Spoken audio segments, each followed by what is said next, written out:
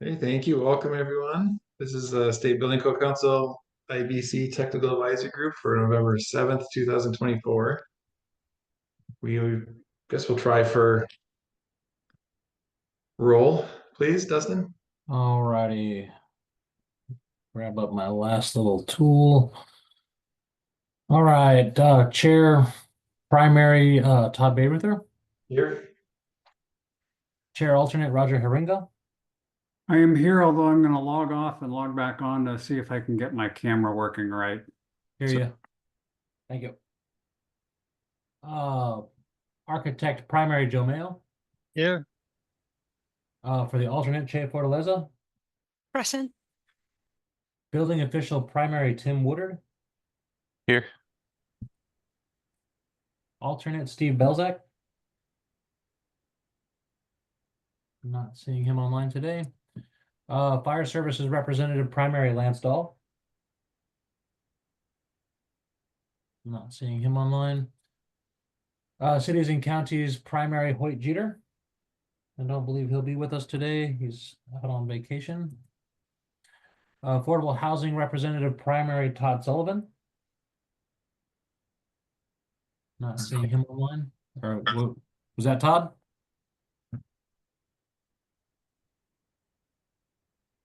Okay, not seeing him online. General Contractor Developer Primary Bill Mybush. Not seeing him online today. Manufacturer Supplier Primary Brian Horseman. Not seeing in the attendees list. Structural Engineer Primary Joshua Mergens. Here. Thank you. For the alternate, Trent Tenney. Don't see them online. Persons with Disability or Accessibility Expert Primary Michael Shaw. Not seeing them online. Building Owner Property Manager Primary Brett Conway. Present.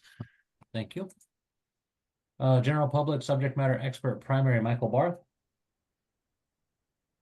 I'm here. Thank you. For the alternate, Leah Summer.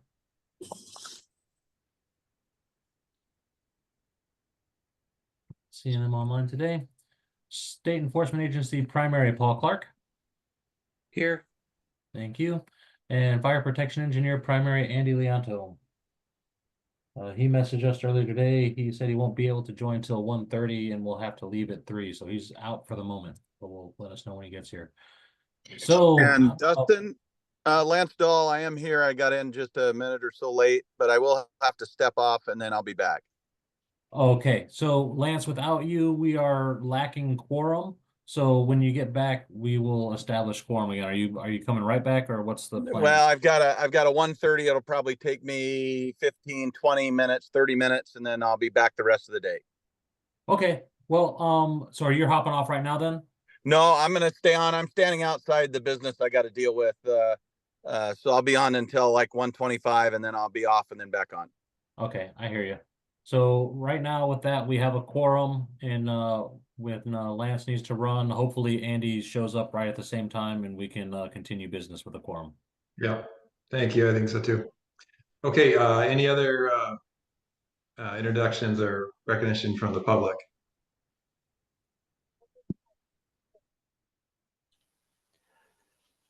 Hi there, my name's Scott Newman. I'm the chair of the Structural Engineers Association of Washington Earthquake Engineering Committee. I'm here to speak to a couple of the proposals today. Great. Thank you, Scott. Welcome. Go ahead, Patrick. Yep, Patrick Hanks with the Building Industry Association of Washington. Thank you. Okay, thank you. Micah. Micah Chappelle, Technical Code Development Manager, Seattle Department of Construction and Inspections, and the WABO Technical Code Development Committee Chair. Thanks. Thank you, Micah. Lucas. Yeah, hello. Can everyone hear me fine? Yes. Okay, great. Yeah, I'm Plan Examiner with the City of Tacoma. I'm here to speak about an item, visibility item later in the agenda. Yeah. Thank you, Lucas. Welcome. Thank you.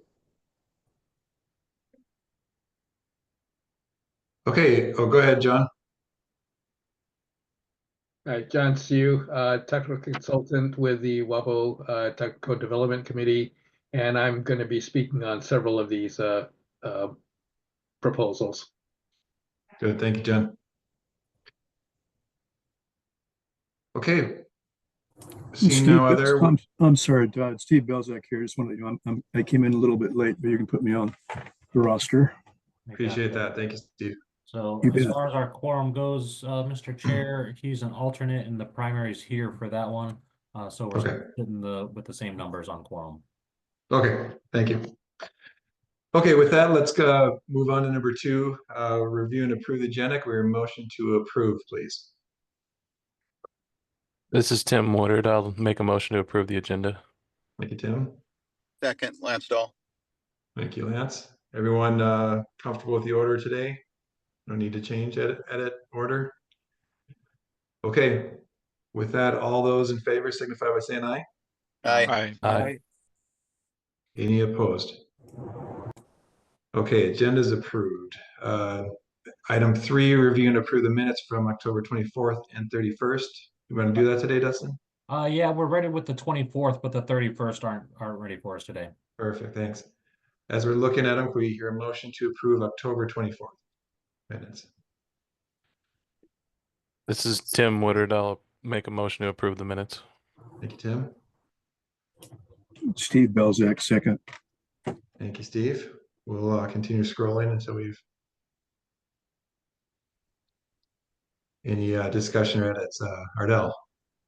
Hi, Ardell Jalla, building official SDCI. Sorry for not introducing myself earlier. I did have one question on the agenda. It looked like my submittal on behalf of WABO for the single exit is listed on the agenda as one of the last items.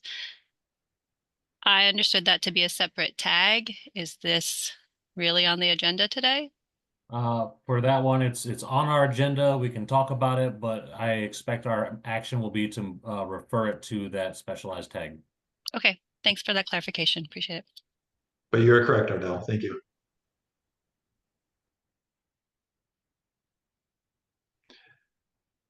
Okay, on the minutes, we're at the bottom. Any proposed edits? Okay, the motion is to approve. All those in favor signify by saying aye. Aye. Aye. Aye. Any Aye. opposed? Okay, so the minutes for the 24th are approved. With that, agenda item 4, is there anyone from the public that would like to address the tag on an item not on the agenda?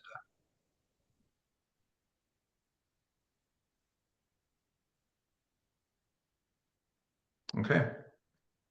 Thank you. Then we'll move right into agenda item 5, which is petition 067.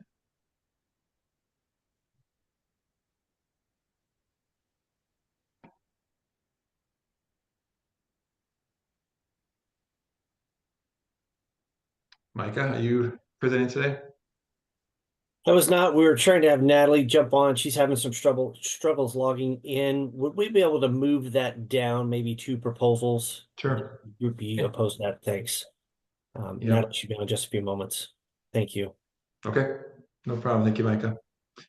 Okay, we'll pause on that and move to the next item, which is agenda item 6.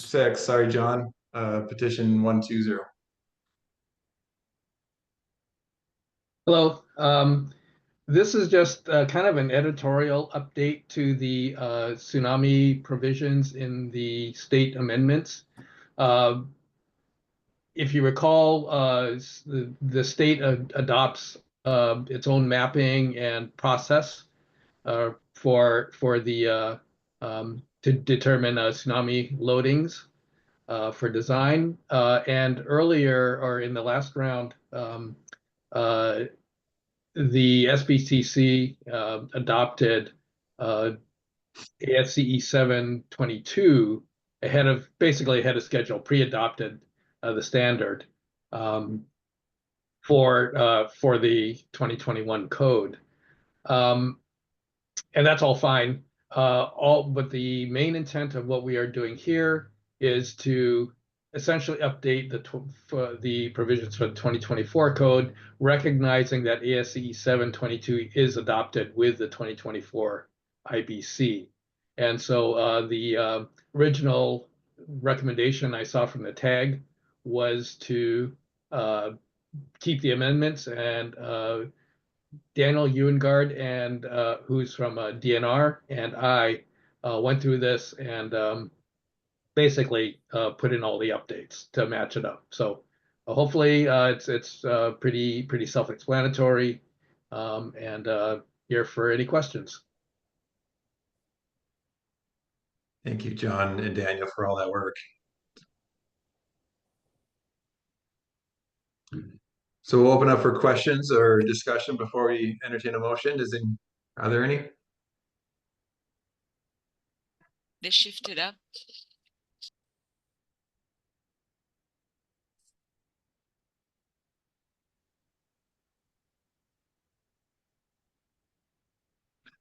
Okay, if there are no questions for John, can we hear a motion then to recommend approval by the full council?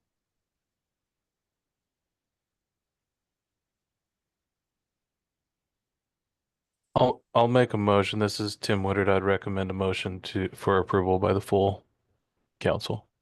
Thank you, Tim. This is Josh Morgans. Okay, I heard Josh first. Thank you, Josh. Okay, any discussion then on this recommendation? Okay, I think we all understand it. The motion is to recommend approval. All those in favor signify by saying aye. Aye. Aye. Aye. Aye. Any opposed? Okay, thank you. With that, then petition 120 is recommended for approval. Thank you. Thank you, John. Micah, you want to keep going, or we want to go back? We have Nate down. She's on Ardell's. Yep, I thought I saw that. So welcome. That'd be great. Thanks. Thank you. Okay. Appreciate it. Go ahead. We're going to start with then go back to item 5, petition 067. So welcome. Thank you. Are you going to share it on the screen? I'm pulling it Okay. up right now. Okay. Just, making some notes and a little bit behind the conversation. Okay. All right. I'll introduce myself, Natalie Bohold with SDCI, and here I'm representing WABO Technical Code Development Structural Subcommittee. And this code change is in table 1604.5, as you can see on the screen. And it's putting back a group I2 bullets into risk category 3. So this code proposal reverses a model code change that places all group I2 facilities in risk category 4.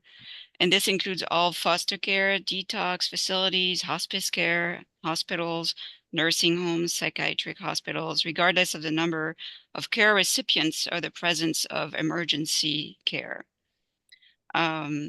So in the 2021 IBC and earlier versions, group I2, condition 1 and 2, you could be, depending if you had emergency care or not, or the number of recipients, you could be risk category 2, 3, or 4. So the model code change requiring all these to be in risk category 4 affects their design for new and retrofit. And what we're thinking is this is going to prevent such facilities from spending their limited budget on more essential upgrades, such as emergency generators, potable and clear water supplies, medical supplies, emergency planning, and operations. So again, I want to say that large hospitals are already required to be designed at risk category 4. So this change will not impact will not impact those. And let's see. This also, the model code would trigger significant structural and non-structural component upgrades in existing facilities. Yeah, thanks for highlighting. Or new facilities moving into an existing building, because the IEBC has provisions for higher snow and wind loads and higher seismic loads when the risk category increases.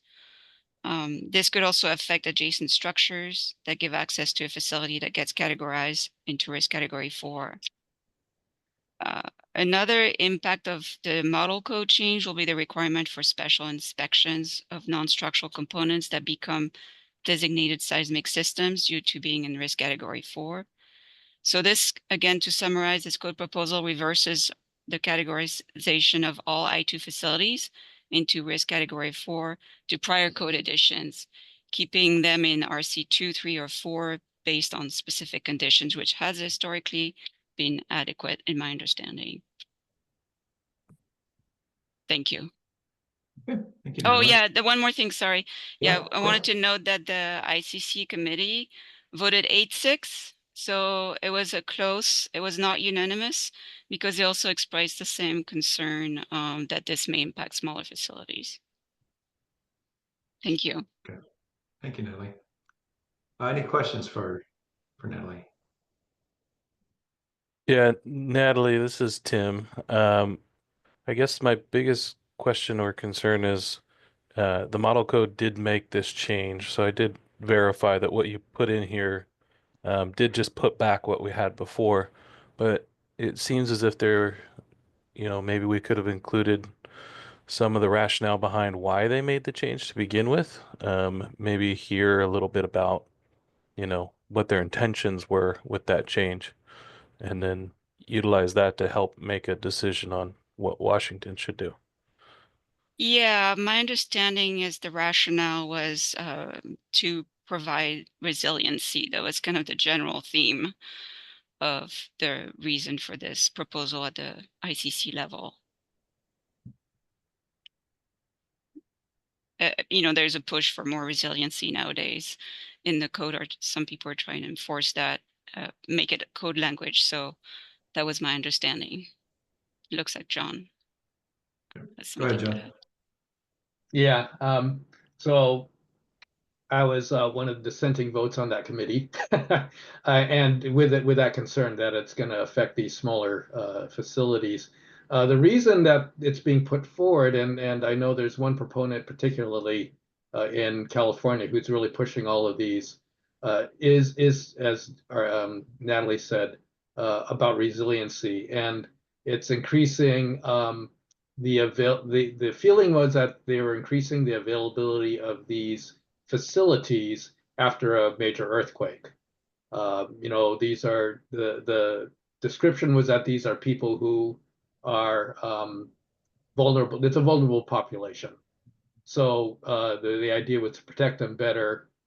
This was kind of taking a step toward the whole discussion of functional recovery. The idea being, again, how do you get communities to recover faster after large events, and particularly earthquakes? So that was kind of the theme. There were several proposals that were attempting to do that. Some went through and others did not. So that's a little bit of the background there.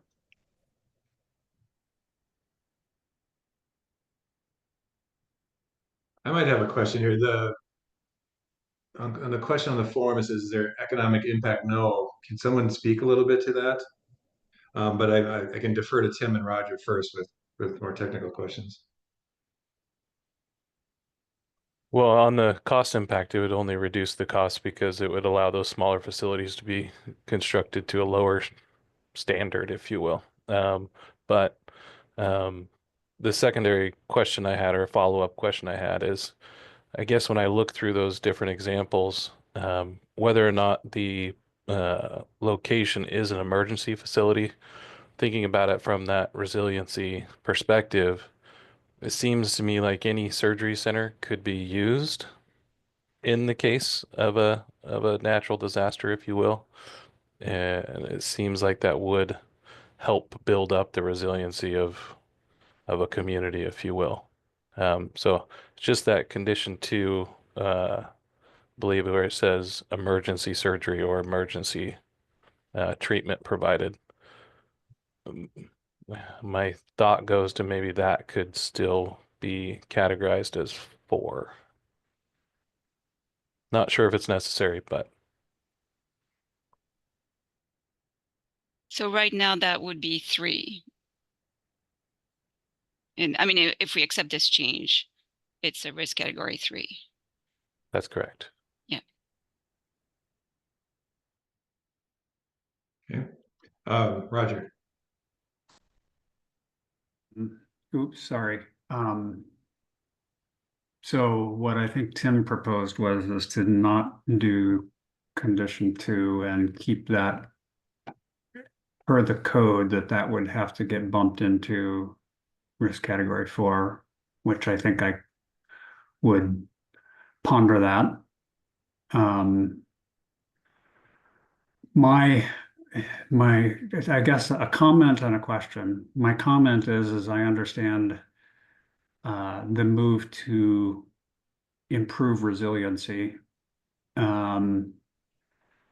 However, I'm not always a fan of just randomly making it risk category 4, which means you have to increase loads on everything. So, you know, that would argue for accepting this proposal as just a random increase. And I'm thinking of seismic loads because as a structural engineer, that's what I'm focused on. But just randomly increasing the loads is not always the most critical, the most expeditious way to improve resiliency. There are maybe other ways to do it. So, and however, in the description, and I'm looking at item 5 on the proposal, 4th paragraph, maybe the 2nd sentence, this will prevent such facilities from spending their limited budgets on more essential upgrades such as emergency generators, potable and clear water supplies, medical supplies, etc. This code change would only, so that almost sounds like you're talking about existing buildings. You know, right below where the mouse is there, it says this will. You know, this code change would be, for the most part, it would be for new facilities. So yes, it would drive up the cost of new facilities. However, when you're talking about operational and that kind of stuff, I think that is a little bit misleading.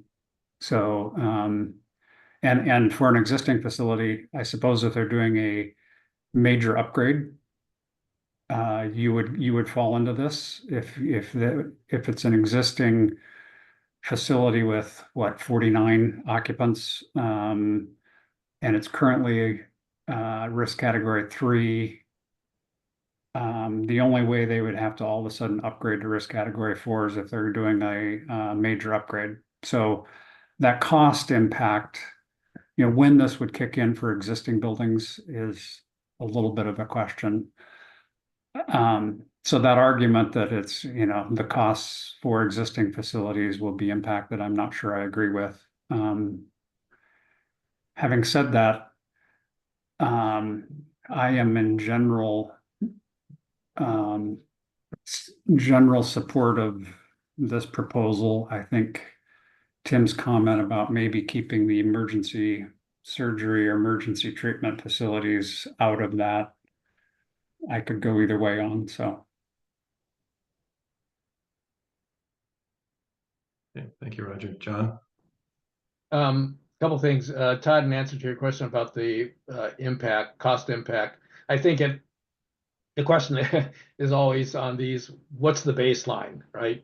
If the baseline is the current code, the 2021, then this would basically say no impact for the cost because we're basically keeping what's in 2021.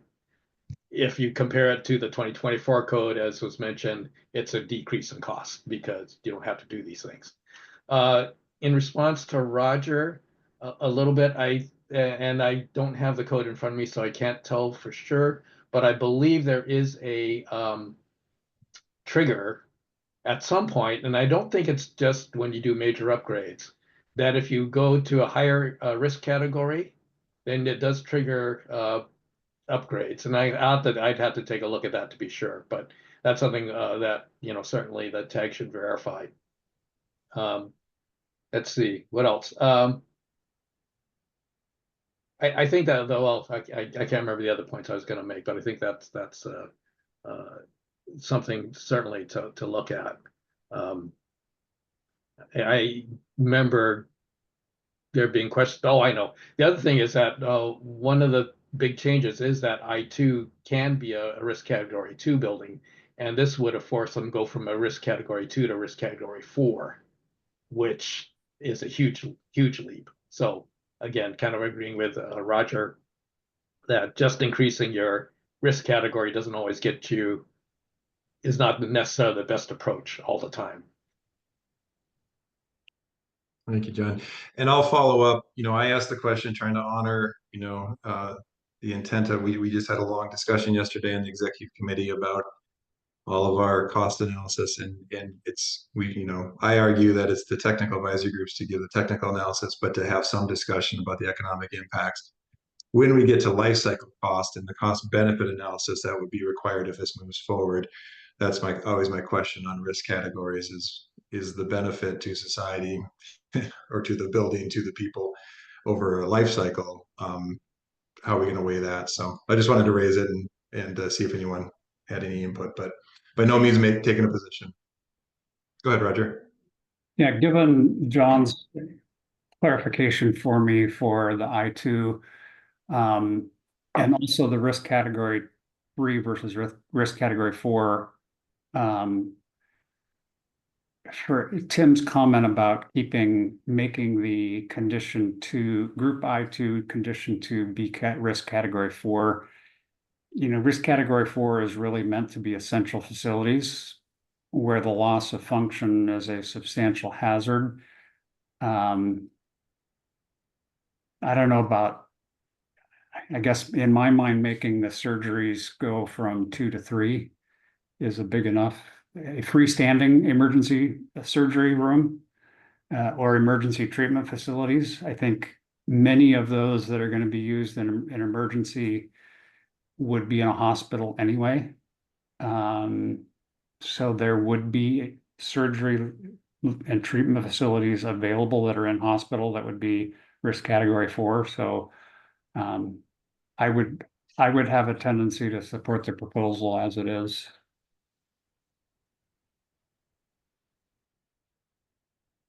Thank you, Ardell. Oh, I'm sorry. This is reading the name. This is Natalie. Yeah, sorry. Natalie. Yeah, I just want to remind that risk category 3 I2 condition 2 is without surgery. So it reinforces what Roger just said. I mean, these do not have surgery. So I think being in risk category 3 is adequate. Thank you, Natalie. Josh? I was just going to kind of echo general support for the proposal. I definitely see some arguments from all sides, but the issue, specifically was just mentioned about not having emergency surgery. So ensuring that facilities with emergency surgery is still in occupancy for kind of makes me feel good about the proposal. And I figured as the one of the structural engineers in the room, I should at least weigh in and say I support the idea. Particularly with the IEBC issues. I don't really have a whole lot of heartburn at the idea of a new structure having to have a little bit more resilience. I think that cost is pretty justifiable in the new construction scenario. So the only other thought I would throw out there is if anyone wanted to try to entertain the idea of making some differences between how the IEBC would approach it and how the IBC would approach it, though I have concerns that could get pretty messy and challenging to implement. There's a lot of intertwining pieces there.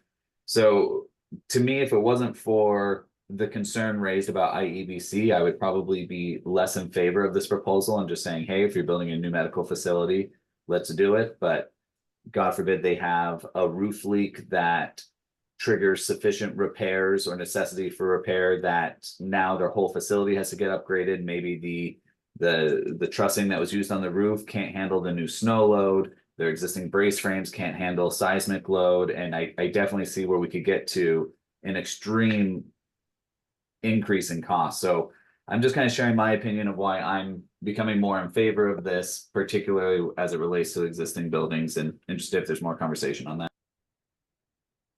Thank you, Josh. John? This is Lance Dahl. I've got to step off. I'll be back in about 35 minutes. Thank you, Lance. So with that, we're suffering lack of quorum at the moment. We can still continue conversation. Okay. Go ahead, John. Thank you. Oh, sorry, I was expecting Roger to say something. Just looking at the in chapter 3 of the IBC, what's considered I2 condition 2 and I2 condition 1. And again, my concern with this was when this was proposed in the last round at IBC was it does include nursing homes. And so if you throw all these nursing homes into risk category 4, well, yes, they're a vulnerable population. Does that mean that that fewer of these get built? Because of the increase in costs. There's a need for them already, and so it's a question. Would that mean that fewer of these would get built? Well, where there is still a need for them. So that was my concern. I'll just throw that out there. Thank you, John. Roger? Yeah, John, I pulled my hand down so I could hear what you had to say first. And actually, I agree. We need to be careful about adding costs to, but maybe my question is a little bit related. Can you, and I guess I'm asking John or somebody, particularly given the fact that we were on a executive committee meeting yesterday when we were talking about risk management. Are there other examples of us having less stringent, the state of Washington having less stringent requirements than the international code?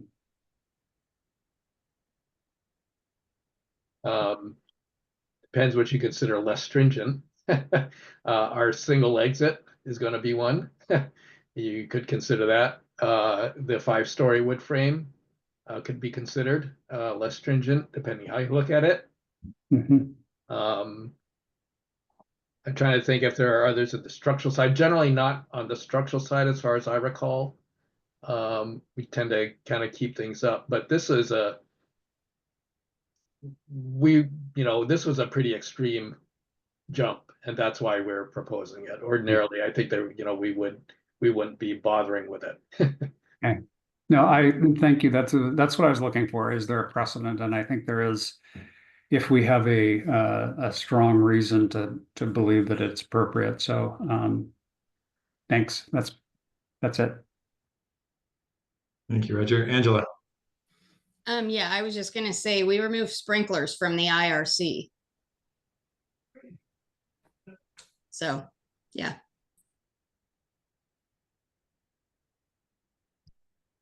Yeah, there's some. Okay, Josh?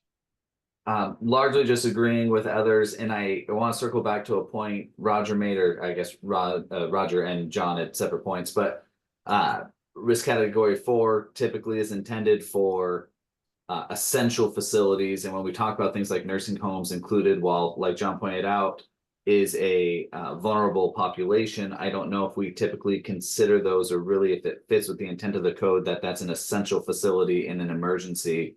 I mean, I can think of large apartment buildings are not essential facilities. You have large venues that aren't considered emergency or essential facilities, and I would argue that those buildings present a larger risk to life than the average nursing home. And most casinos are not risk category 4; they're not essential facilities. Lots of similar buildings, so it's a little hard to say this doesn't feel like it fits the intent of the code when it's IBC who put that out. So it's hard to say those exact words, but at least with what I believe the industry has kind of agreed upon in terms of what's a essential facility, the way it's written right now is just making more and more sense. So I guess I'm just continuing to voice support and bring up a couple ideas that I thought were interesting and make sure we discuss them sufficiently. Thank you, Josh. Tim? Yeah, it's thanks. Just circling back to my comment before. I mean, again, in general, I'm in support of the proposal. I just could really see, I've seen some of these larger surgery centers, very large structures, that are, not emergency surgery centers. And again, if we're trying to build up resilience, and nationally this was determined to be an opportunity to do that, I can't help but think that a medical facility that has all the capabilities of performing all of those emergency surgeries, just they don't typically do that, would be a great way to build up that resilience and could be used for essential facilities in the event of a large scale disaster.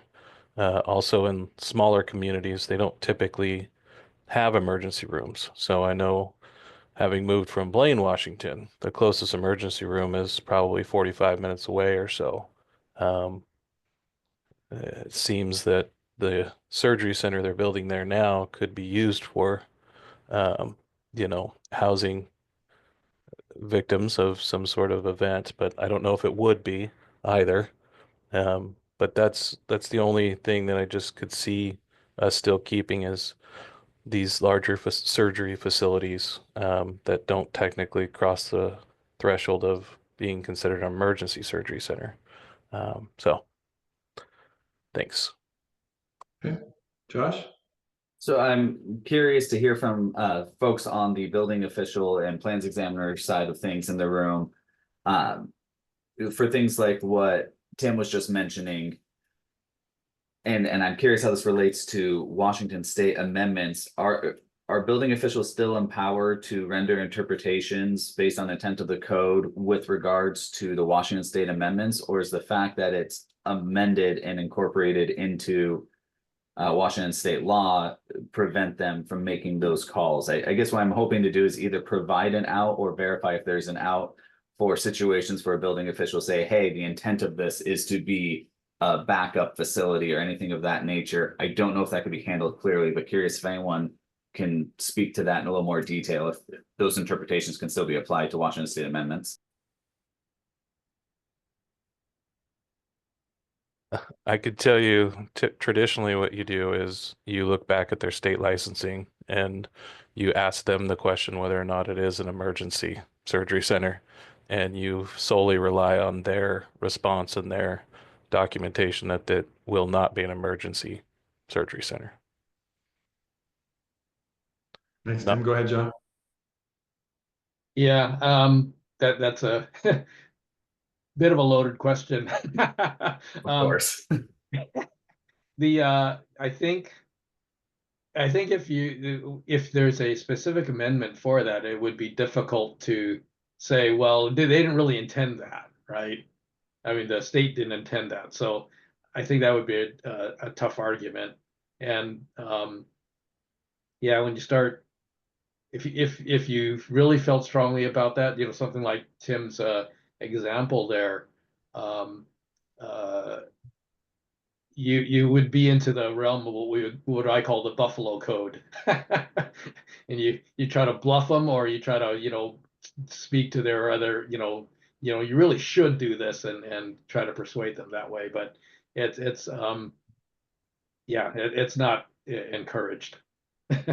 Certainly. And maybe one other kind of thought to this then, just to float to the group, and I don't know if I can say I've thought this through yet, but what if there was something added to some of these that stated unless deemed otherwise by the building official? Are folks concerned that that would be abused, or that there'd be too much debate? Or I'm just wondering if there's a way in between that can kind of capture the issue Tim's mentioning. And maybe it's just, hey, it's an unfortunate nature. No code is perfect, but thought we should at least brainstorm if there's a way to bracket special cases in, but that may be impractical. Yeah, that's always questionable when you put that kind of language in. Some building officials are reluctant to do that. Others, it's no guidance. So how are they supposed to decide, right? And as a consultant, I personally don't like language like that because, that obviously creates some challenges on our end as well, but I thought I'd just float the idea. I appreciate the thoughts, sir. It's unpredictable. I see Mike has his hand up, but the other thing, after Mike talks, I'll raise my hand again, and I got a suggestion. Yeah, either way, go ahead, Mike. Sorry, John, didn't mean to interrupt. I just figured that as a building official, I could chime in and following up on Josh's comment also. And in that, I like having this in there because having things specific is always helpful in the plan review and the code enforcement worlds. So, having it specifically noted with anything having emergency surgery or emergency treatment facilities, it does give that opportunity then to at least look at those specifically as intended. I've processed a couple of freestanding emergency rooms, and one of them in particular in my head, they kept trying to argue that they were just Group B, and yet they had a emergency room sign on the building. They had emergency facilities. They had two different emergency treatment rooms that were full surgery centers. And it's like, that's Group I. It's not Group B. And so having these things in there is helpful to have the specificity. So. Thank you, Mike. Go ahead, John. So to address Tim's concern, and I'm not sure if I'm recommending this, but if the tag wants to consider it, would be to include all surgery centers somehow, and it may be maybe it's deleting emergency out of the description there, but again, I don't know if I'd be recommending that, but that's a way to address Tim's concern. And I haven't thought it all the way through either, so. Go ahead, Paul. Yeah, so when you look at the category 4, it does include ambulatory surgery centers that do have surgery, and that's already in there. And so I think that that already puts it in category 4. And then I did want to mention back on the category 3, I2 condition 1 is typically for nursing home, and condition 2 is for ones that do have surgery. It's written in the conditions, and that's kind of the only difference. Other emergency services and emergency surgery in condition 2. But ambulatory surgery centers, they can be occupancies, but there's a difference because you're providing surgery and you have to have backup power, and so they are more of an essential facility by the use of what they're doing in the facility. Thank you, Paul. Anything else? Okay, what would we like to do on this one?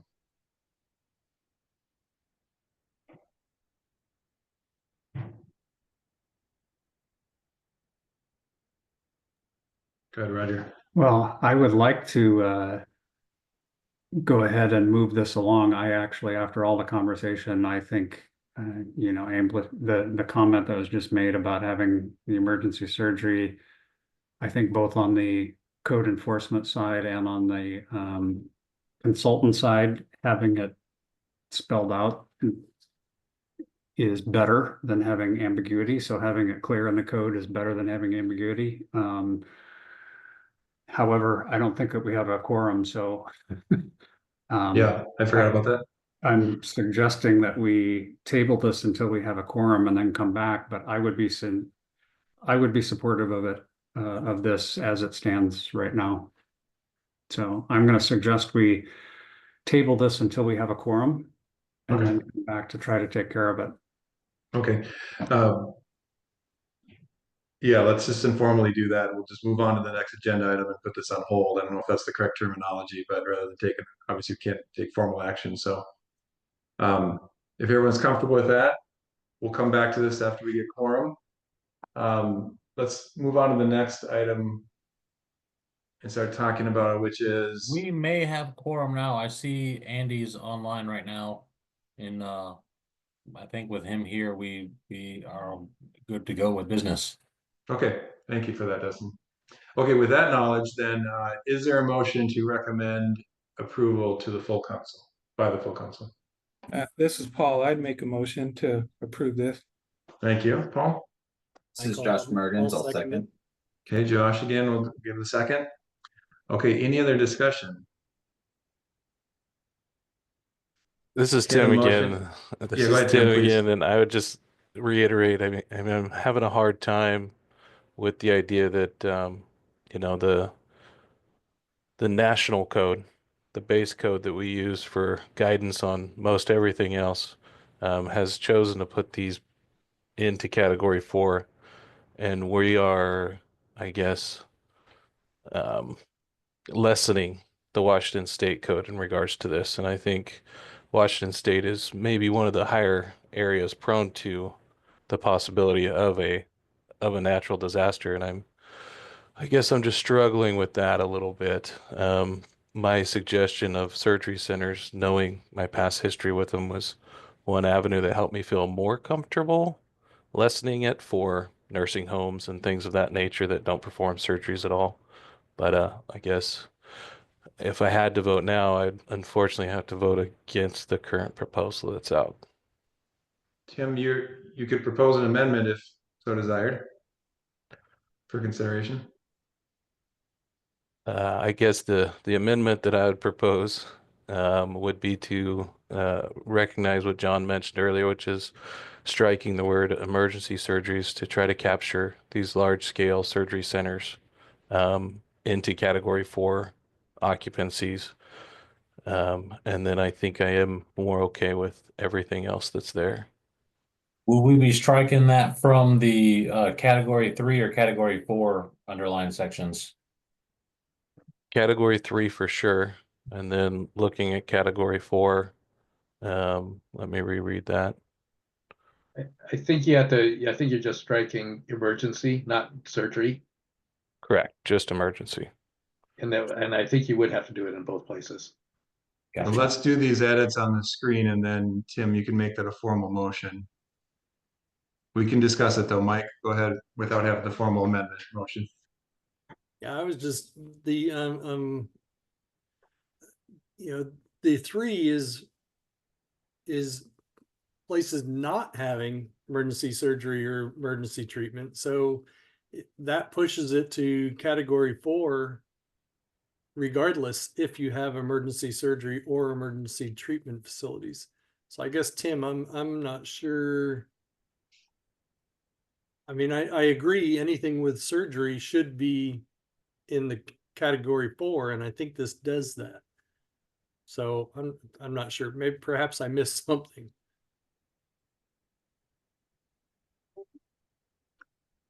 Natalie? Yeah, I unfortunately I'm not at my desk, as you all know, because I'm having technical issues. So I'm at Ardell's desk, and she's having Bluebeam issues, so I cannot open the code. But I wanted to see if somebody could check the definition of group I2 condition 2, because I think the term, this is how it's defined in chapter 3 with the word emergency. So this may create some confusion if we strike out the word emergency.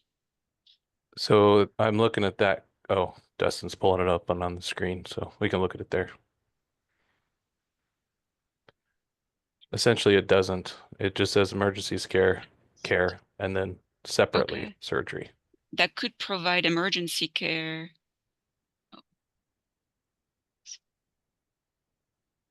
Well, the word emergency is there, right? But that's on emergency care. Well, Okay, I figured the term emergency applied to care, surgery, obstetric, and all that stuff. But maybe not. That's the whole Kamala argument. Exactly.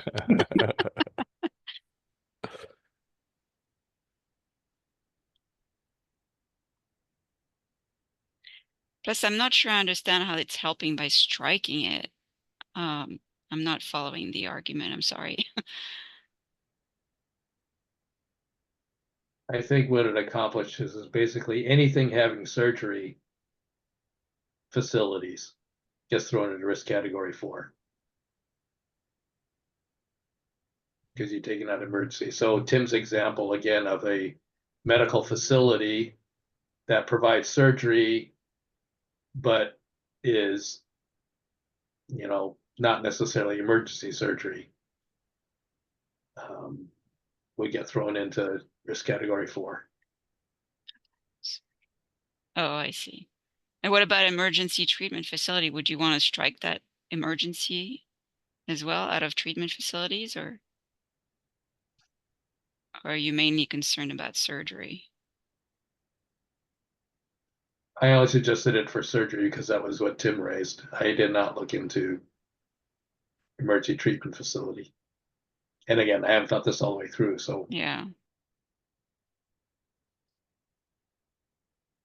Go ahead, Mike, while we're talking. There is it does make a big difference because you have ambulatory care facilities that can do scheduled surgeries.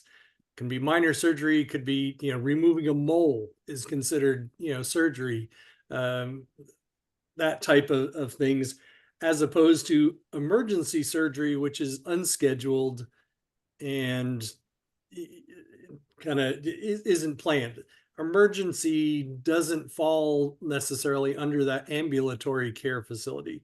It is, emergency. And so, yeah, I'm not sure, by removing emergency surgery, then you're saying every skin care facility or anybody that does anything that qualifies as surgery, say, oral surgery, ophthalmology type work, all of those then would be pushed into a risk category 4, even though in some cases, even some of those are allowed to be group B, because they're not emergency services. They're not emergency treatment facility. It's not emergency service or surgery. It's all elective and or planned in advance.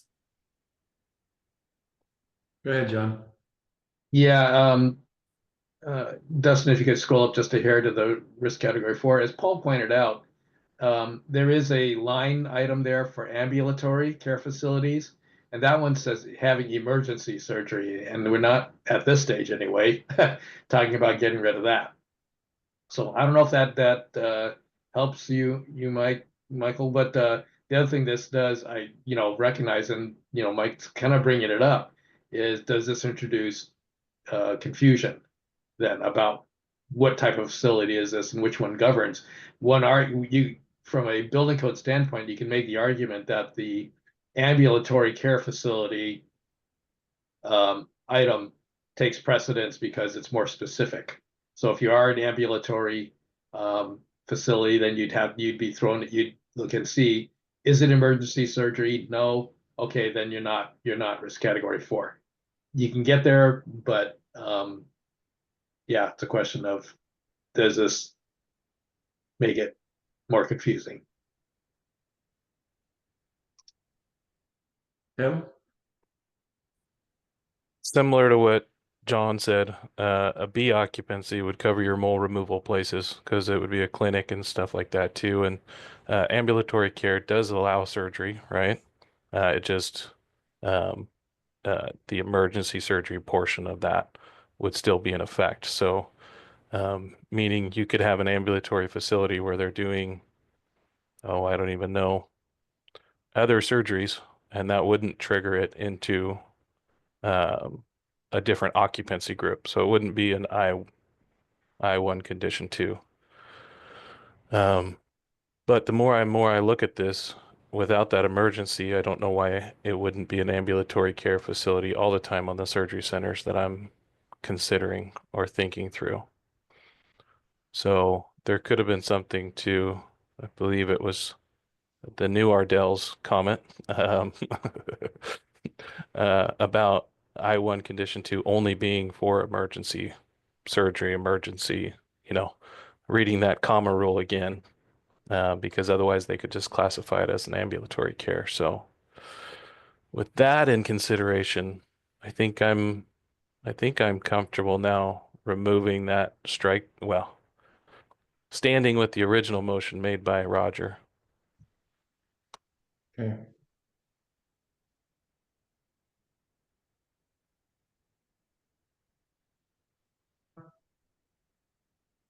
Okay. We didn't make, yeah, there was not a motion for that amendment, so as Dustin returns it back to the original motion. Thank you for that discussion. Is there anything else?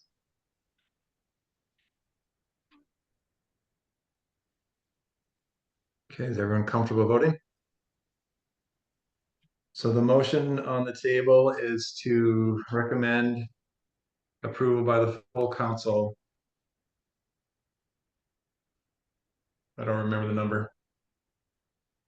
It's 067. 067, thank you. Okay, all those in favor signify by saying aye. Aye. Aye. Aye. Any opposed? Okay, with that, 067 is recommended for approval by the full council. Thank you for that. Okay, and thank you, Natalie. Item 7 is 051, I believe. Yes.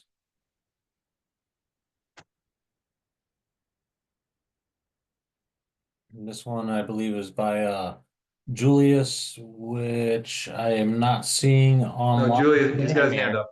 Oh, I'm sorry. When you put your hand up, he pops to the top of the list. So I was looking in the wrong spot. So, Julius, if you want to introduce, take it away. Yep. Hi everyone. Julius Carrion from City of Bellevue. I'm also representing WABO TCD on this proposal. So this proposal, the one we're trying to remove the term life safety system in the list of items that's considered life safety components. So when we adopt the 2024 IBC,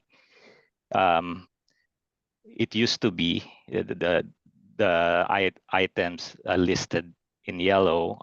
It used to be life safety component, and historically the intent of that is for components in the building required for life safety after an event.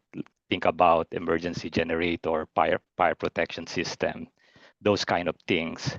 So in the latest iteration of the code, life safety system is a defined term in chapter 2. If you scroll down, Dustin, in page 2.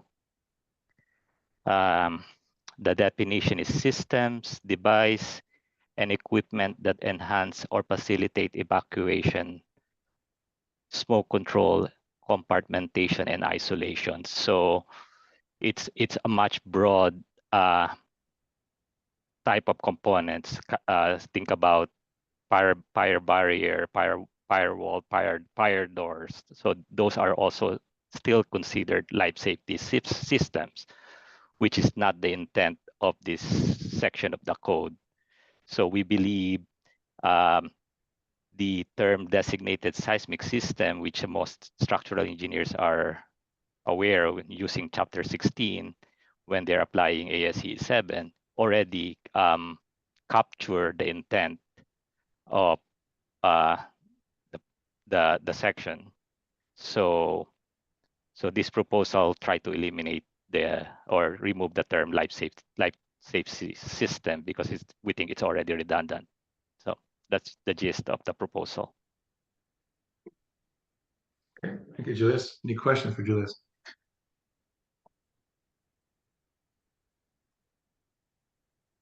Or other discussion? Go ahead, Roger.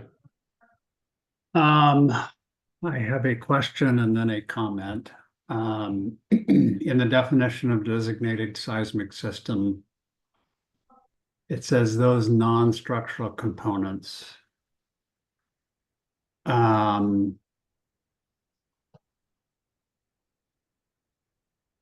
So my question, what I'm trying to get my arms around is in the section up above, what I'm trying to get my arms around is this seismic force resisting system.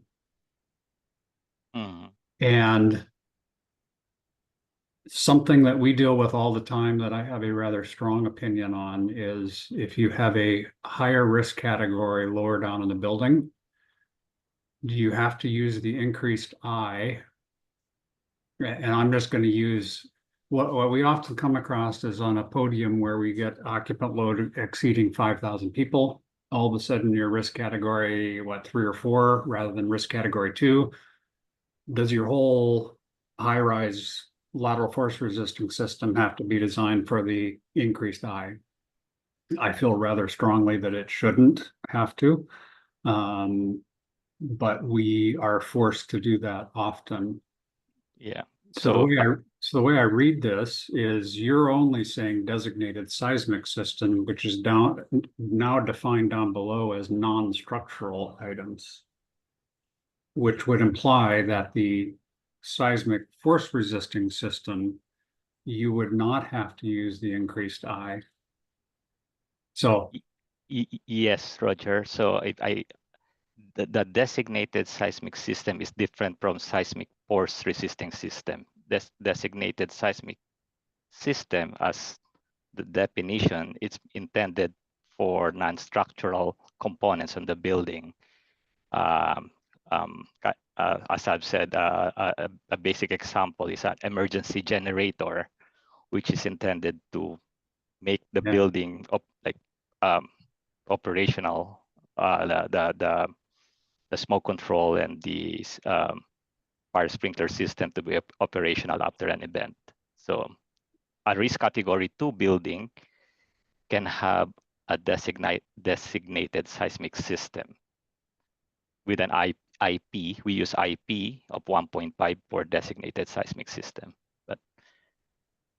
But you're suggesting that according to this, that the lateral force resisting system, you would not have to increase the importance factor for the portion above.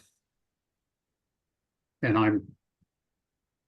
I would like to have clarity around that issue, and I see John's hand up too. So if I could get clarity on what the implications of this are for the lateral force resisting system. Okay. Tim or John, do you want to address that? I was going to let John go first if he wanted to answer that. Roger, in my opinion, this has nothing to do with the lateral force resisting system. This is all about the non-structural systems. If you read the rest of the sentence, this is all about, two parts of a building. I think of a fire station that maybe has the real fire station piece, and then there's maybe an office building that's attached to it. And you separate the two, and then it says if you have some communicating pieces or one supporting the other, with its systems, then they share a system, then you have to design to the higher risk category. This is not at all about if you have the lateral force resisting system, how do you design that? That's I'm fairly certain that's what this is all about. Okay, thank you, John. Tim. So when you were previously, you had the definition open for lateral force, or life safety systems. You might have included it in your proposal. I can't remember. Trying to go to it now. Yeah, there it was. Says equipment to enhance or facilitate evacuation, smoke control, and compartmentalization or compartmental or isolation. Although I do see how that could rope in a lot of things that probably it wasn't meant to. I'm just Right. trying to wrap my head around if this is going to, if there is some circumstances where this would be applicable, and by striking this, again, we have a previous provision in that same section that says, you know, the egress is shared in between the two buildings and the higher hazard category has to be maintained. But by striking this, are we saying, but not if it's complies with these life safety things? I don't know. Yeah, so I'm struggling because there is egress requirements and this links to egress requirements, but then we're deleting this portion out. right. So Tim, to answer there are a lot of overlap between life safety system and designated seismic system. So we believe that item 1, if you scroll up, Dustin, and item 3 already captured those things. Like item 1 of designated seismic system says component is required to function for life safety purposes after an earthquake, including fire protection, sprinkler system, and egress stairway. So let's put the example that John mentioned, like you have a fire station adjacent or connected to, say, a B occupancy, let's say. If the sprinkler system of those two buildings is shared, then the application of that section will apply, that both needs to be designed for risk category 4. So, and same thing with item 3. In the list, component is in or supported by risk category 4, permanently connected by mechanical or electrical systems to risk category 4 structure, and the component is required for continued operation of the structure as an essential facility. So those two items are life safety systems that's already in the designated seismic system category group. So that's why we think it already captures those items. Okay. Thanks, Julia. So what I'm hearing is the ASE 7 and these 4 items capture any of those concerns that the possibility of something, you know, that's interlinked with the other building would already be captured by that. That's correct. And it takes away the ambiguity of the things that aren't. Okay. Thank you.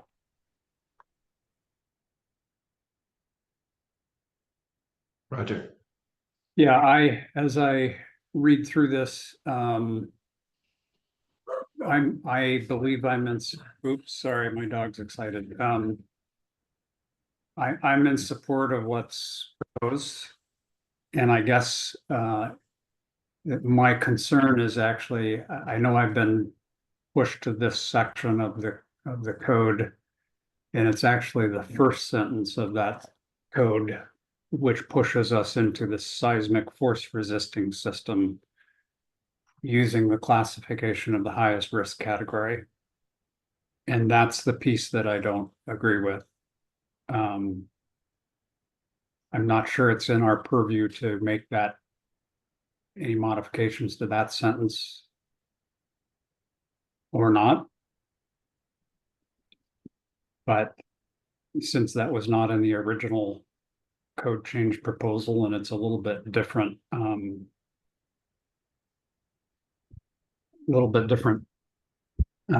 proposal or a completely different task is to make a change to that first sentence.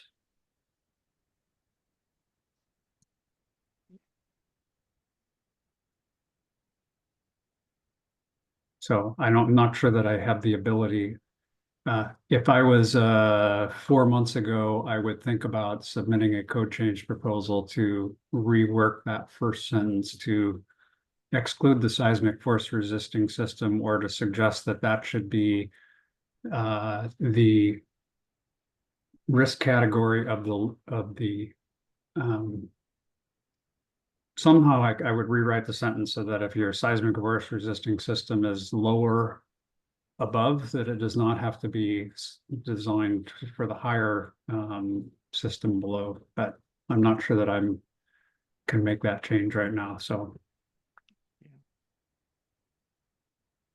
Yeah, and Roger, and this proposal is just very specific to the ambiguity within those highlighted terminology. That's the only thing that we're trying to address at the moment.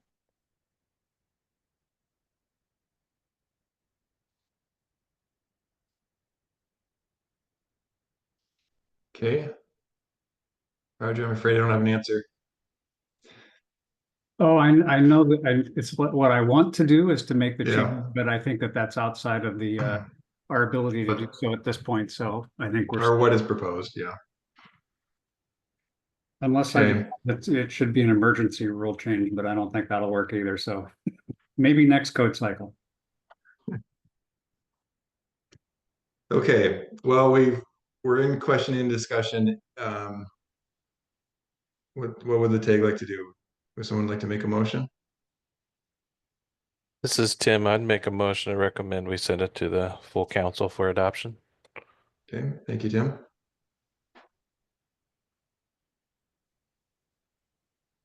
This is Steve, I'll second Okay, thank you, Steve. Okay, so there's a motion and a second. Is there any other discussion?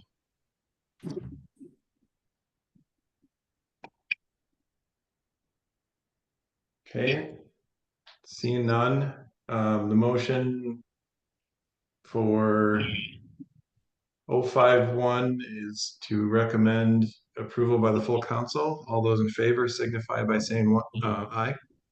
that. Aye. Okay, any opposed? Okay, thank you. 051 is recommended for approval. Thank you. Let's go ahead. Okay, let's keep going. So agenda item 8 is petition 034 from SEAW. Go ahead, Scott. Hi there. So hello to everyone. This is a proposal that changes the structural design, specifically related to the concrete design. A little bit of background. These changes are made in response to some new provisions of the 2019 concrete code. In the structural realm, many engineers have felt that the changes made in the 2019 code went too far and might not have been fully thought through. The Concrete Code Committee, ACI 318, has seemed to agree because a lot of the changes, well, the changes that are addressed in this proposal here have been walked back to be more permissive in the 2025 code. The intent of proposal 34 here is to bring some of the solutions that were made in the 2025 ACI code into the Washington State Building Code early so that we can take advantage of these corrections before they would be adopted by the normal code cycle. The way these proposals are written is everything highlighted is language that's taken directly from ACI 318.19. And in fact, we waited for the public comment version of ACI 318.25 to be released before we submitted this code change proposal. The timing just happened to be very close, but happened to work out that we could include this language right before the submittal deadline to the state building code. And then the other language is just enough to make sure that it can be incorporated correctly. I'd like to say that this is this proposal is the result of over a year-long effort of SEAW EEC. It has been reviewed not only by the task group, but by the 150 members of the EEC, including designers and code officials, most relevantly. It has been reviewed technically as well as for its compatibility for use within the building code.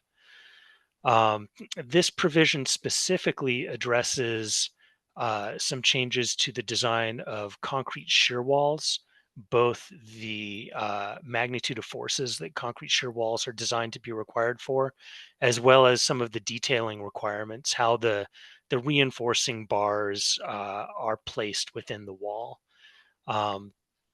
So overall, what we're seeing from the building code is previously we designed concrete walls using 31814, which was fairly permissive.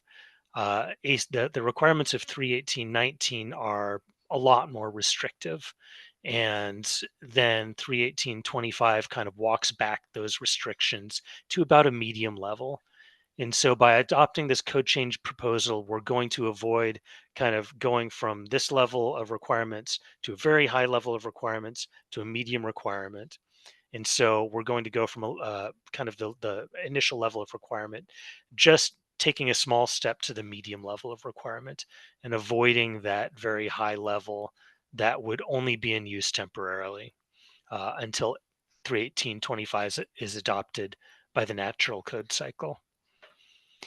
So I would like to note that proposal 34 here and then proposal 65 are somewhat related.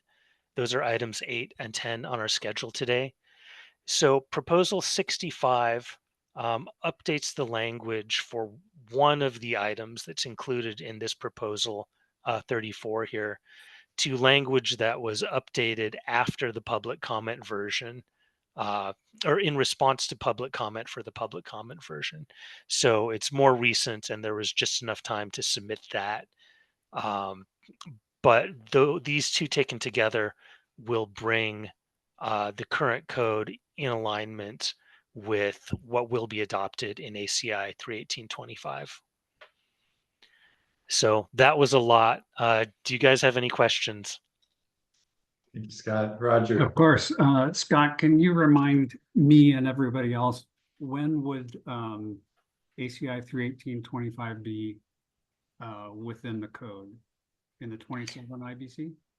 That would be adopted in the 2028 IBC and realistically would be adopted, within the state, within the city of Seattle in 2030. Yeah. Okay, I just would tell everybody I'm in strong support of this. Scott used his hands to kind of talk about increases. I will put some numbers to it as I talk to developers going from,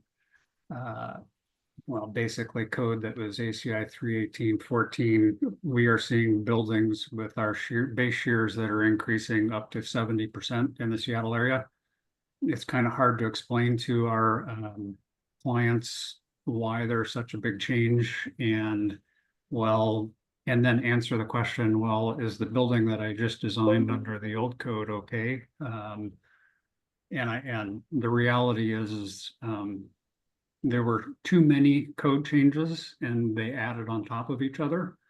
And so the net effect was a very large increase. So I strongly support these two proposals. You're Roger. Josh? I'm just echoing everything Roger said. As someone who's experienced some of the challenges from the 31819 code, this makes great sense to me and I'm in full support. Thank you. Go ahead, Micah. It's Scott hand residual. I should let you go first, Scott. I think you're muted. No, it wasn't. One other thing I wanted to add was at the EEC, I just wanted to note that support for this proposal was unanimous within the voting members of the EEC.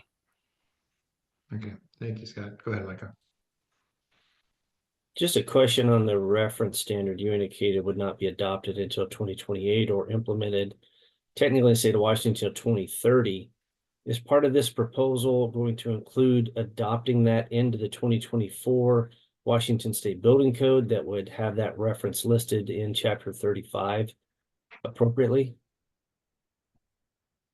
That should be part of it, I would assume, unless you, and I'm not sure, did all the language come over from that reference standard into the code, or does it still point back to that specific reference standard? And as such, I think we need to include that in the reference standard adoption, which I think the tag here could modify the proposal to do so. Okay. May I answer this question without raising my hand? Yeah, of course. Yeah. Okay, great. So none of the language that is included here points to ACI 31825.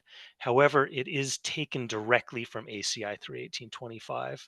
So the intent was that there would be no references to the future code. What was done was when the public comment version of 31825 was released, we looked at the struck out and underlined versions from those documents and used that as a guide for what needed to be changed from ACI 31819 to get to the intent of 31825. And in fact, we went a little bit beyond that. We actually looked at the proposals that were taken from the 318 committees. And so that had a full range of what ACI 318 considered necessary to make the changes in their own code. And so through our connection with ACI 318, we were encompassing all the changes they thought were necessary to make to address these issues. Awesome, thanks. That was my curiosity question, and sounds like it's captured, and we don't need to worry about updating the reference standard at this time. Thanks, Scott. Appreciate it. Great. So Micah, just to that question, so unlike the seismic provisions that were put in recently as an alternative, this is actually overriding the reference standard, those sections of the reference standard. I would let them answer that. That would be my opinion as well. But maybe That's correct. They'll override them. Okay. Okay. Any other questions? I guess I would I mentioned this earlier, but items 8 and 10 are related. I'm not sure procedurally what you need to do to address that. So that's proposal 34 and proposal 65. Proposal 65 actually has the most recent language for one of the specific sections that's being modified.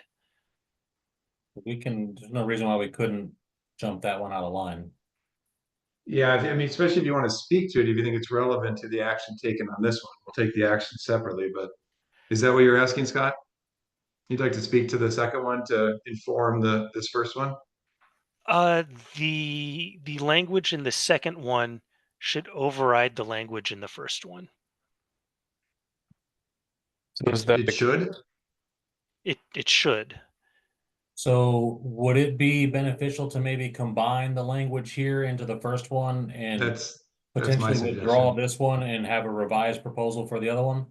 I would propose that, yes.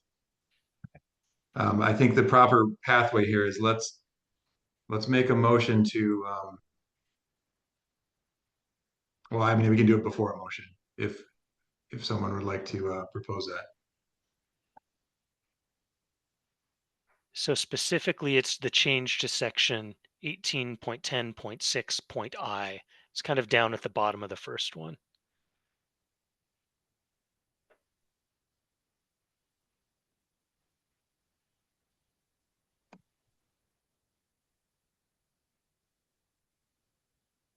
While we're doing this, I'll ask if anyone's opposed to this right here. So yeah, if you were to take the language on the right and copy and paste it over the language on the left, that would be the intent.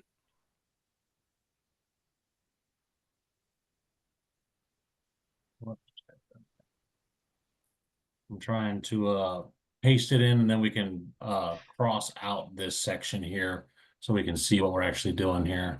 I see.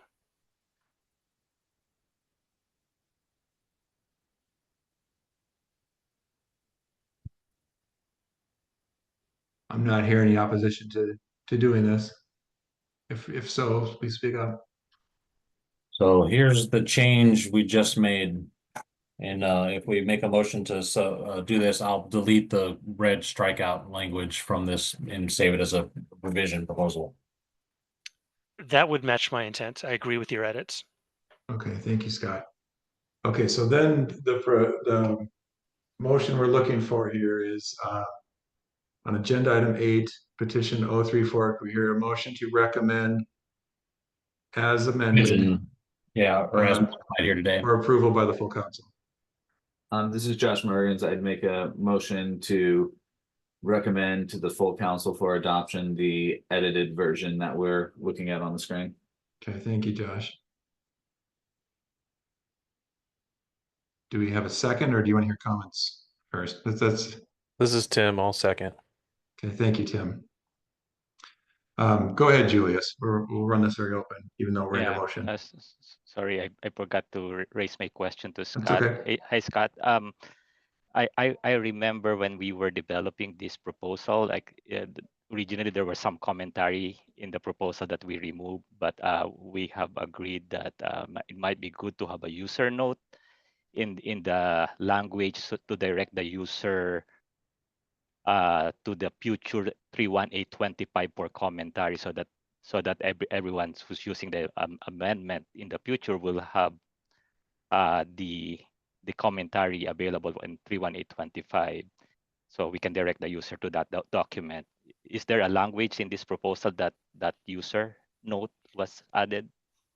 I do not recall, Julius, if that is in there or not.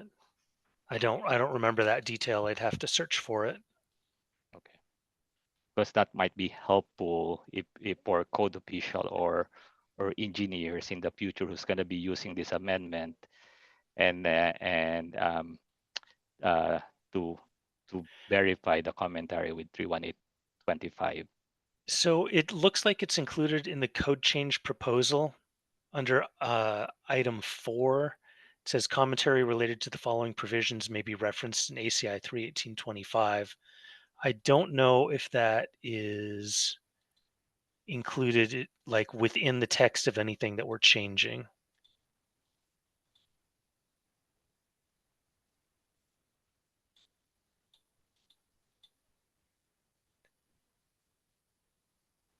No, that like as I understand what we have here, this won't be included in any code text. This is just on the proposal form.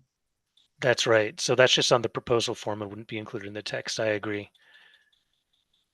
Julius, is that enough, or is there something you'd like to see in the proposed language? I guess one of my concerns is there are other changes in the building code to ACI, or there could be other changes in the building code to the ACI. And if we have a reference to the commentary, how would we restrict it just to the language included in this, to the scope included in this proposal?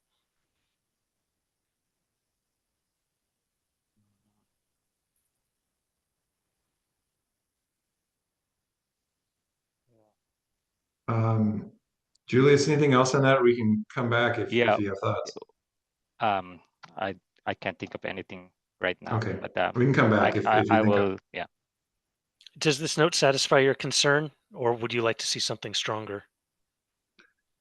So that the language, that commentary related to the following provision may be referenced to in ACI 31820, that will be part of the language, the amendment when it gets published. Is that right?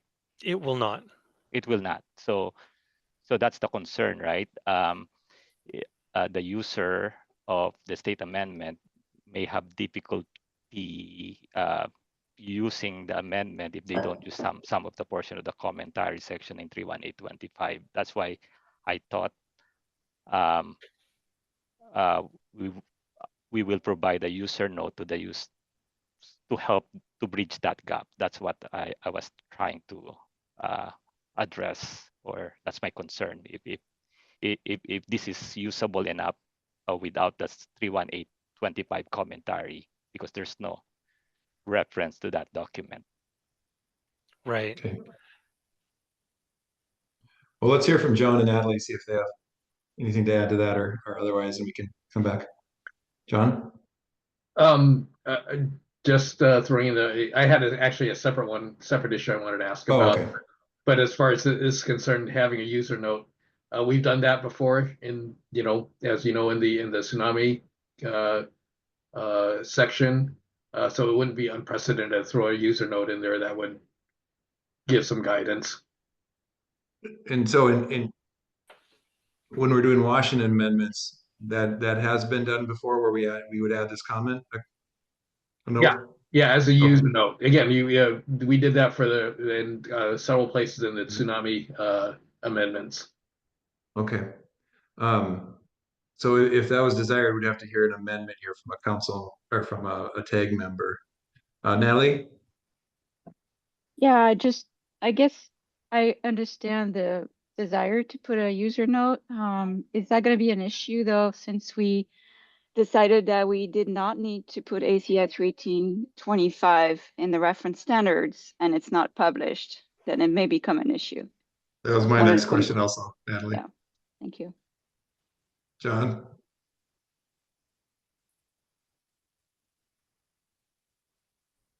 I think you're muted. John, you're muted. Sorry. I don't know if you wanted to finish talking about the user note first before, because I have a separate issue. Okay. Well, let's come back to the user note. Let's think about it for a second here. Go ahead, John. Yeah, so I got a question for Scott or anyone else who on this. On the proposal on the right, that's 065, it looks like. Yep. There's the next section there that's struck out.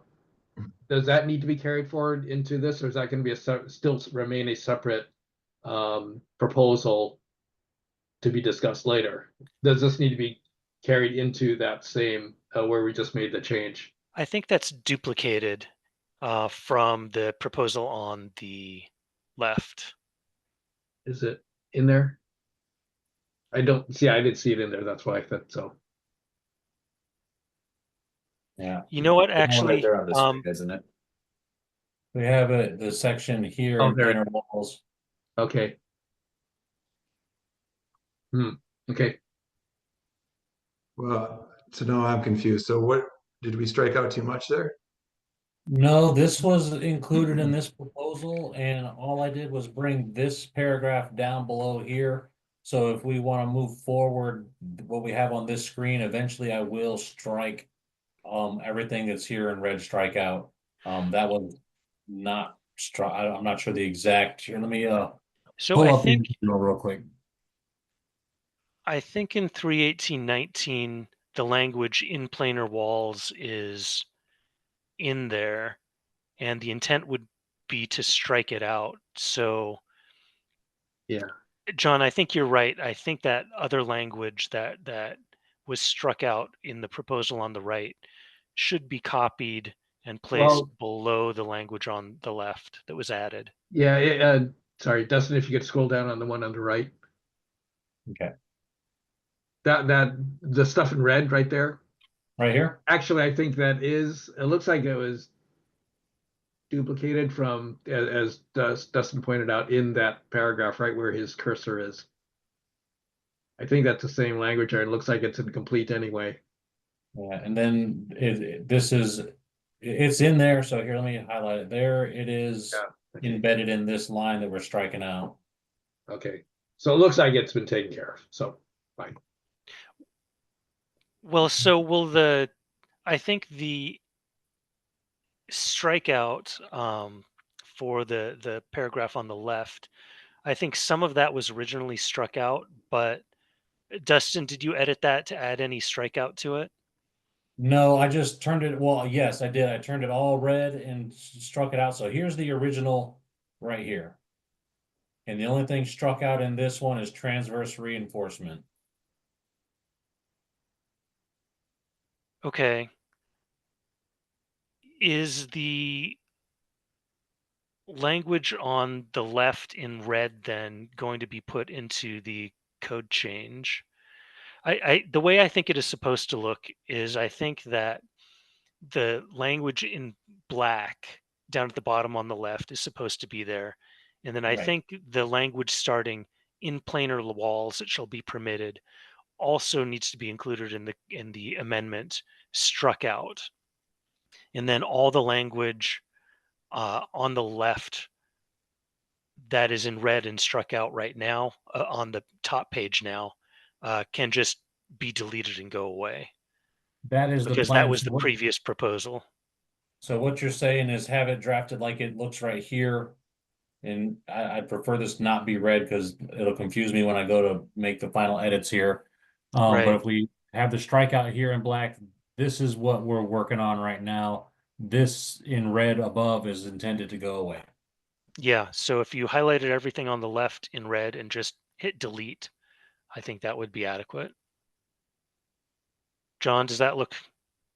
I think that sentence that at the bottom where it's struck the in planar walls needs to be based on what you had before, needs to be inserted after the first sentence in item I. It's not a separate paragraph, right? So like here. Yeah, needs to be inserted there in Place- that. Yeah, right right there, here. right there. Yeah.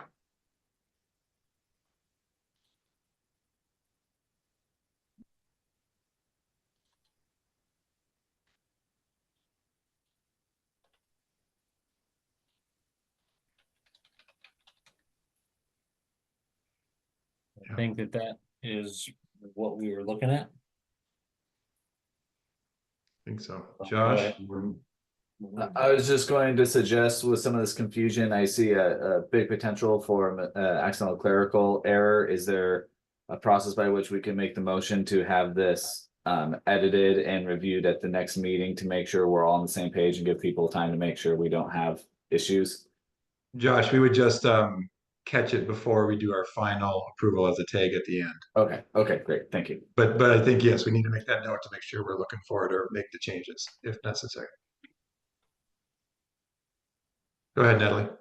Yeah, I agree with Josh. Scott, I'm not seeing this text in planar walls. It shall be permitted to use cross ties with 90-degree hook. I'm not seeing it in ACI 31819 I in that agree. specific section. So I'm not sure where it comes from. I agree. Yeah, I think I would need to look and review to make sure we have the right language there. I wonder if the proposal on the right was written as an edit to the proposal, the original proposal on the left. And so I think what's needed here is just a recommendation for the final language of that section. So the other option, if there's any question here, we can simply table this, bring these with the direction to bring these two together. And then we revisit it next week, if that's preferred.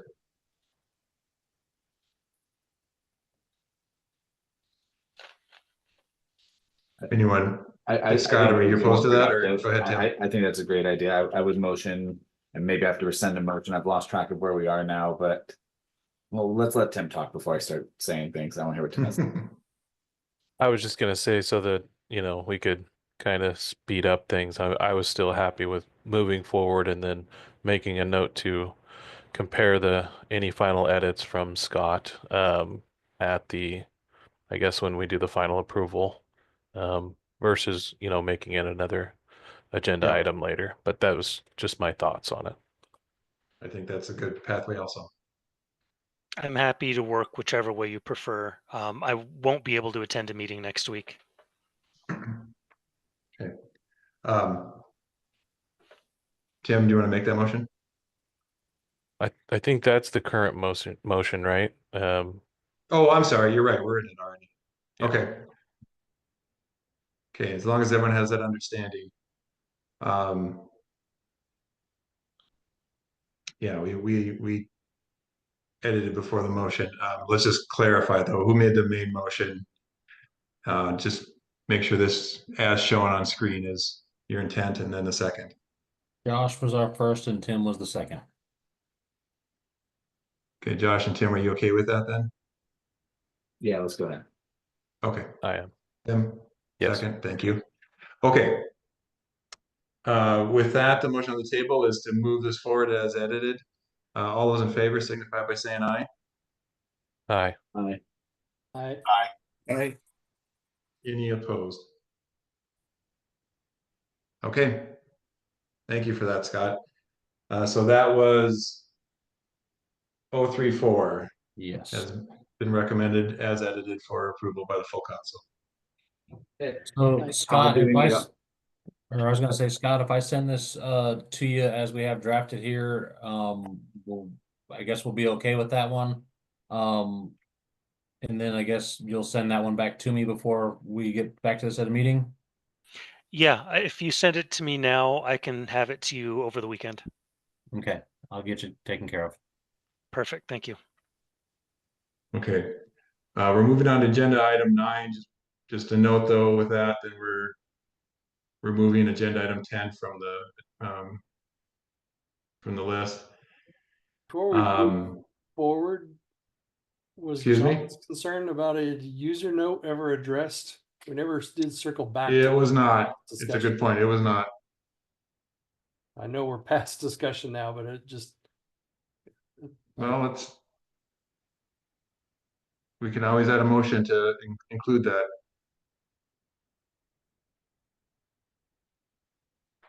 Michael, did you have a suggestion and then want to make a motion to include that? I don't know. I just know that we never circled back to that. Yeah, you're correct. That discussion, and I wouldn't necessarily be able to make the motion because that's going to be more in Josh and John's world, and well, and yours, and I see Josh's hand up. So, and Scott too. Go ahead. The only concern I really see with the user note is by the time this is adopted, will the ACI 31825 be out with a commentary? You know, and I'm not familiar with this. Other people can probably answer it, but I thought it was a good point. I forget who mentioned it earlier that we would want to ensure that if we're pointing to a commentary, that such a commentary exists and is available. Short of that, I think the user note's a fine idea to clarify things. Maybe there's even language we can say when available. I'm not sure how that works, but that would be the concern I want to make sure we're also thinking about. Thanks. Go ahead, Scott. You're muted, Scott. You're right. I am. I can respond to that question. ACI 31825 is planned to be released in the first couple months of 2025. So that will be adopted or that will be published well before these are adopted into the Washington State Building Code. So yes, the commentary will be available. The reason I raised my hand is hearing about the complexity. I was curious if Julius still felt it was worthwhile to adopt a comment into the language. I'm happy to include that language there if there's precedent to do so. Go ahead, Julius. As a future user of this provision, I think it would be helpful to have that user note, because I remember seeing the commentary, Scott. It has a lot of figures from ACI 31825 that will clearly explain the provision of this provision. So that's why it will be good to have that user note or pointer to that commentary. Okay. Okay, I think we need to hear a motion, and then I still have a question on balls and strikes on referencing something that's not in the reference section. But I don't know the answer to that. Is there a motion to include a note? Mike, I'd make the motion to include the user note. What I can't do is necessarily draft that user note, so that needs to be from Tim. I think we can take the action here Todd, today, or and then Roger. circle back when we finalize everything and adopt at the end. So yes, I would make that motion then to include the user note. Okay. Is there a second?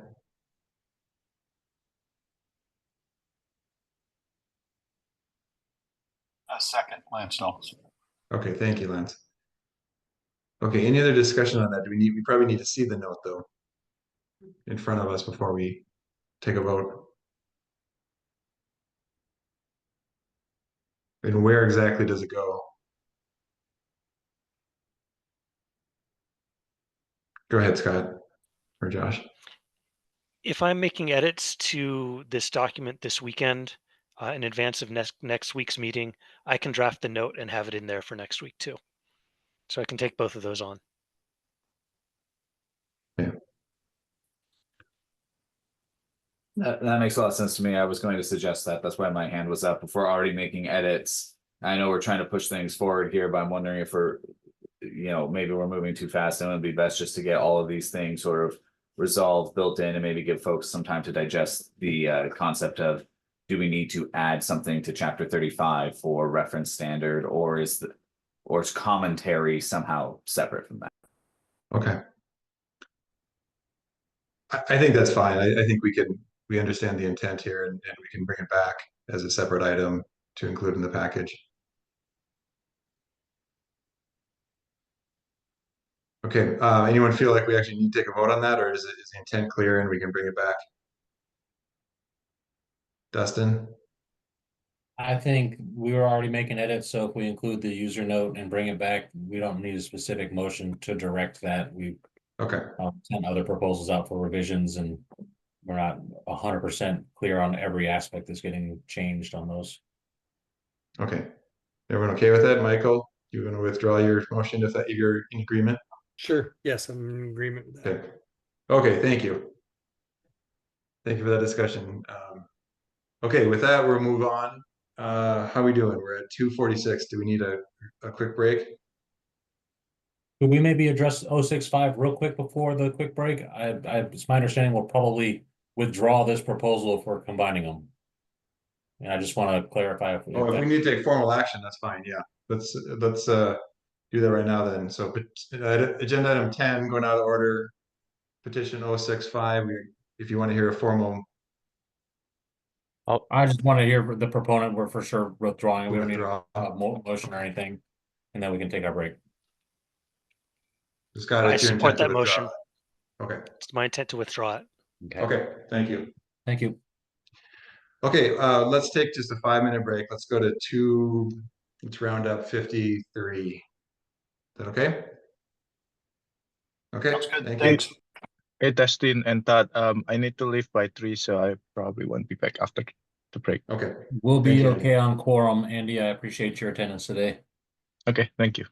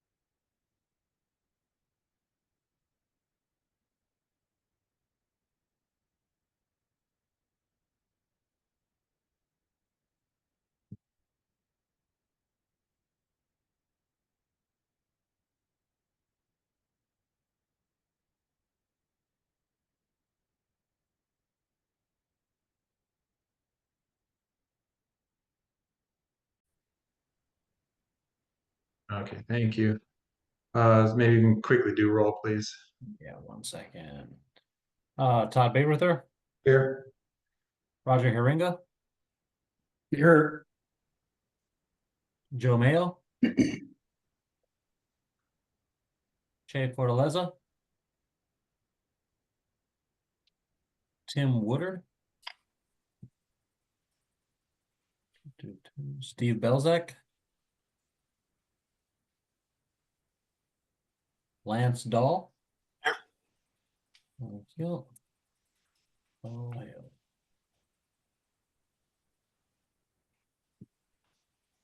Hoyt Jeter was not here earlier. Todd Sullivan, not here earlier. Bill My Bush, not here earlier. Brian Horstman, not here earlier.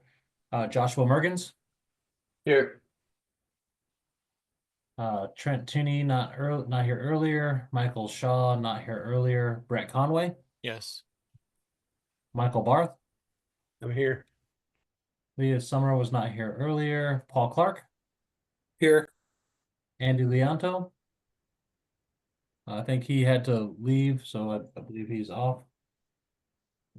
And then going back, Joe Mayo. Here. Che Fortaleza. Don't see them online anymore. Tim Woodard.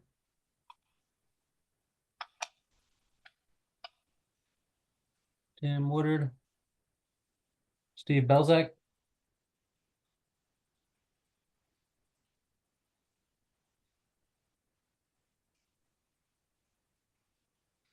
I see both of them online, but they are still on mute. So without their responses, we're shy one seat for quorum at the moment. Okay, well, we'll get started and they'll come back. Okay. Before we take action. Agenda item 9, I think we're on, is petition 035 from SEAW. Is that correct? Correct.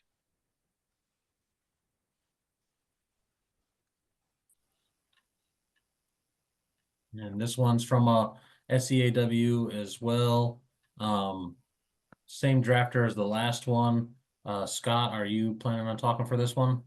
Yes, I'm planning on talking to this one. Alrighty. This is a structural proposal, again related to the concrete building code, and again related to changes that were made in ACI 31819 that are changed in 31825. The same thing, this brings forward exact language from 31825, but a different topic. This proposal specifically relates to what's called one-way shear strength. So ACI 31819 has some modifications which dramatically decrease one-way shear strength. The ACI committee realized that this might have been a overreach considering the long history of successful design, and they changed some of their changes back to the way they were in previous version of the code. This proposal brings forward that language again that ACI committee felt was needed to correct their previous version. And this relates to foundation elements, basement wall elements, and retaining wall elements, among a couple others, I think. Thank you, Scott. Go ahead, Josh. I'll just point out that I've definitely seen the challenges that Scott's mentioning in the new ACI, and I've seen design sizes go up tremendously and had a difficult time explaining to people why that may have gone up. And there doesn't really seem to be a good explanation considering, as Scott mentioned, long-standing history of retaining walls. So this is my long-winded way of saying I fully understand and support where we are with this. Thank you, Josh. Roger. You're muted.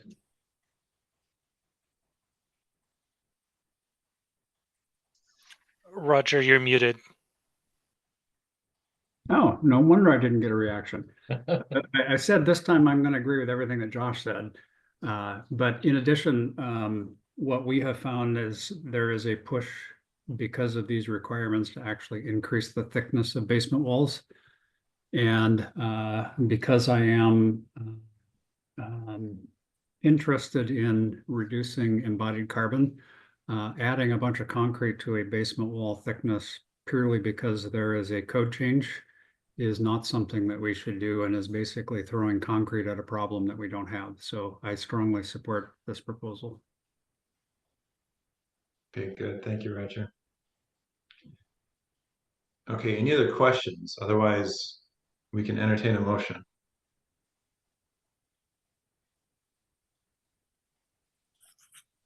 I would make a motion to recommend the proposal as it's written for adoption by the full council.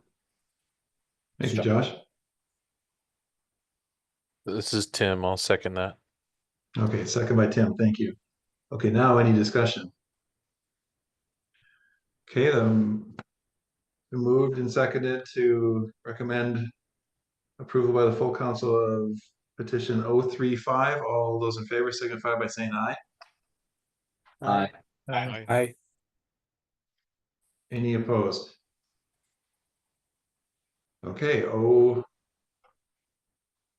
035 has been recommended for approval. Thank you, Scott. Okay, this next one is petition 094, and as you can see, my name is on it.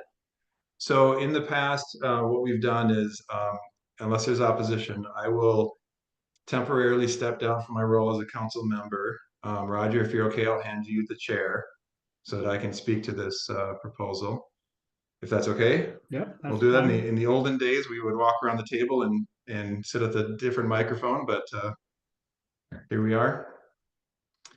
That's fine. So I will go ahead and ask the proponent to speak to the proposal. Okay, thank you. So there's about a 5 to 8 year history here on this. This is a little wonky in the wood industry. I submitted this as a private petition, but it's really for a collective Washington, Oregon efforts, both at WSU, OSU, and then with industry roundtables. What this is trying to address is in the product standard for cross-laminated timber, the ANSI PRG 320, there is a lower limit on electronically or mechanically graded lamb stock that disadvantages some of our species in the state of Washington.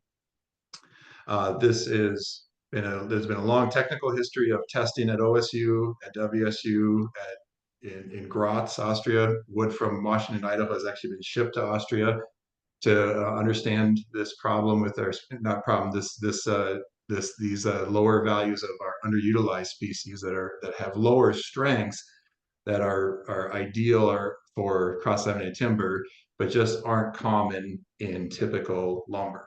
So to give a definition, lumber is that which makes a good bending element, a joist on edge, or a stud, an axial member. Lamb stock is laminating stock, and there are clear definitions of this that might go into glue laminated timber, cross-laminated timber, so forth. You're looking at a section of the PRG 320 ANSI standard that says, as it's stated now, that you can have a lower visually graded limit of a number 2, or when it gets to electronically graded, it says a 1.2 E 1200 F sub B, the bending stress. This proposal says, doesn't actually make the technical argument. It says if it's allowed, if certain strength class is allowed in the visually graded, then it should also be allowed electronically graded. And then it goes further to clarify that there are actually 3 different grades, mechanical or electronic grades, identified in an ASTM standard. And so it's just complete and includes those to make sure it doesn't isolate just to one MSR, machine stress rated. Happy to answer any questions on that, but it's simply trying to address that. If and I did include, our region and the different species.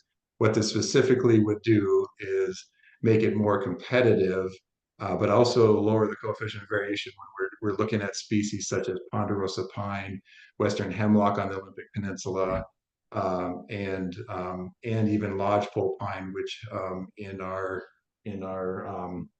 NDS, National Design Standard, has lower values because it's including species like balsam fir and others that we don't have in this region. So it's taking a species group and lowering it. So we're trying to get to electronically graded, species specific, and that's why it's a Washington specific proposal. Last thing I'll say is this has been raised to the consensus committee, to the standard. We have members on that committee. My comment is simply it wasn't a priority for to address this Oregon and Washington proposal, and it was proposed at the consensus standard level. So go ahead, Josh. Oh, I'm sorry, I got it back away from the project. Go ahead, Josh. Yeah, no problem. So just making sure I'm all understanding and kind of maybe asking this out loud for some folks who are less involved in the structural world. I mean, visual grade number 2, you already have options that were permitted by this standard, which have the 675 PSI lower limit. So really you're not allowing any weaker lumber. You're just increasing the availability of which lumbers you can put in there that are stronger than the current minimum standard. Am I correct in that? If you roll, yeah, thank you, Josh. To roll up, Dustin. So the strategy we took on here was not to come into the technical argument, although we'd be happy to do that if that was the desire of the tag. We're saying that if a number 2 Western Woods species group is allowed with a bending stress of 675 PSI, then we shouldn't be limited to electronically graded to 1200. We're trying to say we should at least be allowed to take electronically graded, which is simply visually graded plus other measures.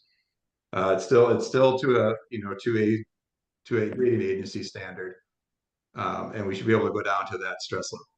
Yeah, it makes all the sense in the world to me. I'll let Mike talk. Okay, Michael. I don't have anything on the technical merits. I simply have a question about the numbering. Shouldn't this be chapter 23? Shouldn't that all be 2303.1.4? Oh, did you catch me on something there? I'm guessing it's a typo because it's got to be a typo. 22 is steel, so this should be chapter 23. Yeah, that sounds right. Yeah, that's it. We better change that, make that edit then before we would. Yeah. Good catch. A little embarrassing. Yeah. Sorry about for that. a wood guy. John, go ahead. Yeah, Todd, the only question I have about this is, I understand what you're doing and it makes logical sense to me. The only question I have is, this is just about the structural issue and it would not affect fire ratings or things like that, fire testing? No, thank you, John, for that question. So for those that aren't familiar with the ANSI standard, this is just simply a prescriptive bottom. There are other sections in there that go through the mechanical testing, the fire testing, and so forth. So in many ways, CLT is held to a kind of a higher level where we have to test every composite grade of the composite. This doesn't deal at all with the composite section or the performance of the CLT in its finished state. This is simply the input of one ingredient, the lamb stock, to it. Natalie? Yeah, thanks for the chapter 23. That was bugging the heck out of me. But like 22 is steel, come on. But no, my comment is about the ASTM D6570. Is that going to be referenced? I'm assuming that ASTM is complete, right? It's not a new one. And is that going to be referenced in chapter 35? Because I'm not seeing it right now. It's a good question. I don't know that is referenced.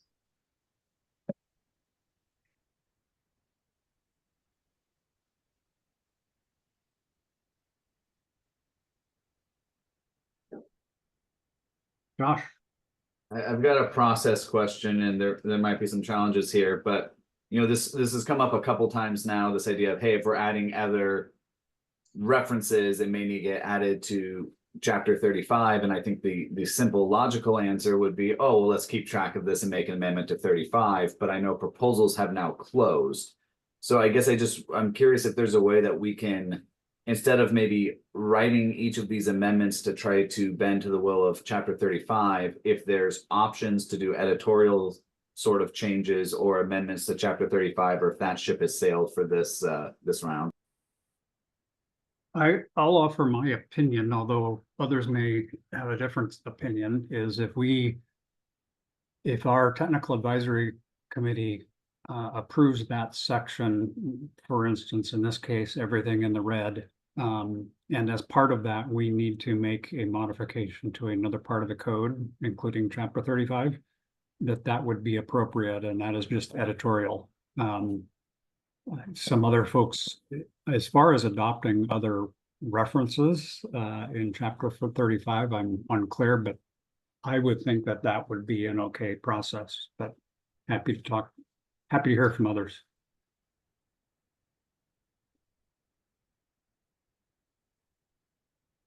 And if nobody else has a comment, then Roger, to that point though, I mean, I could do a little homework. I'm sure I could find a pathway through, the PRG 320 standard and other reference standards.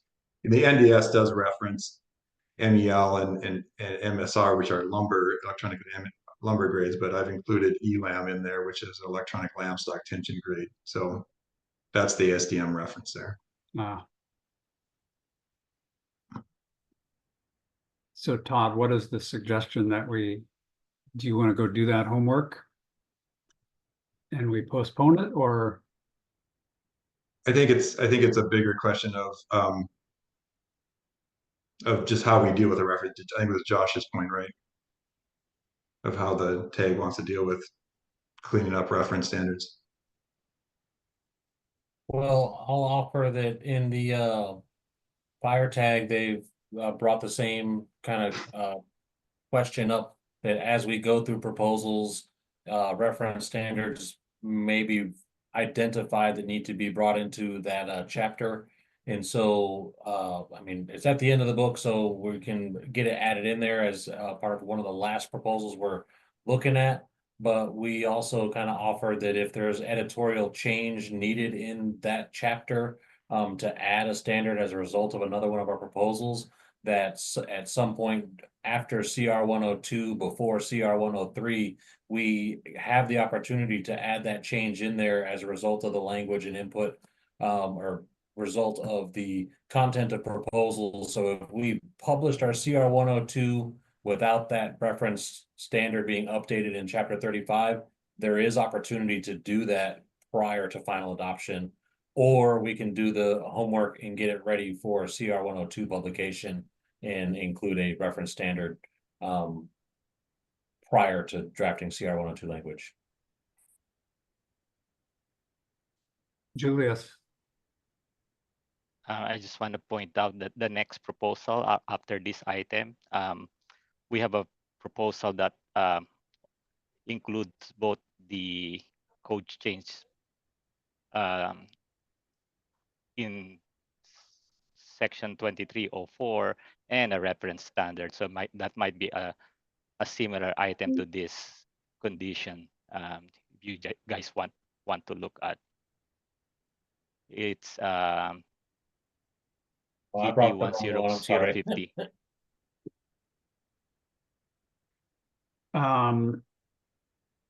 Okay, so does the, I guess, process, and I'm asking Dustin or Todd, do we need to agree as a tag that we can make modifications to chapter 35 either at the end of this process,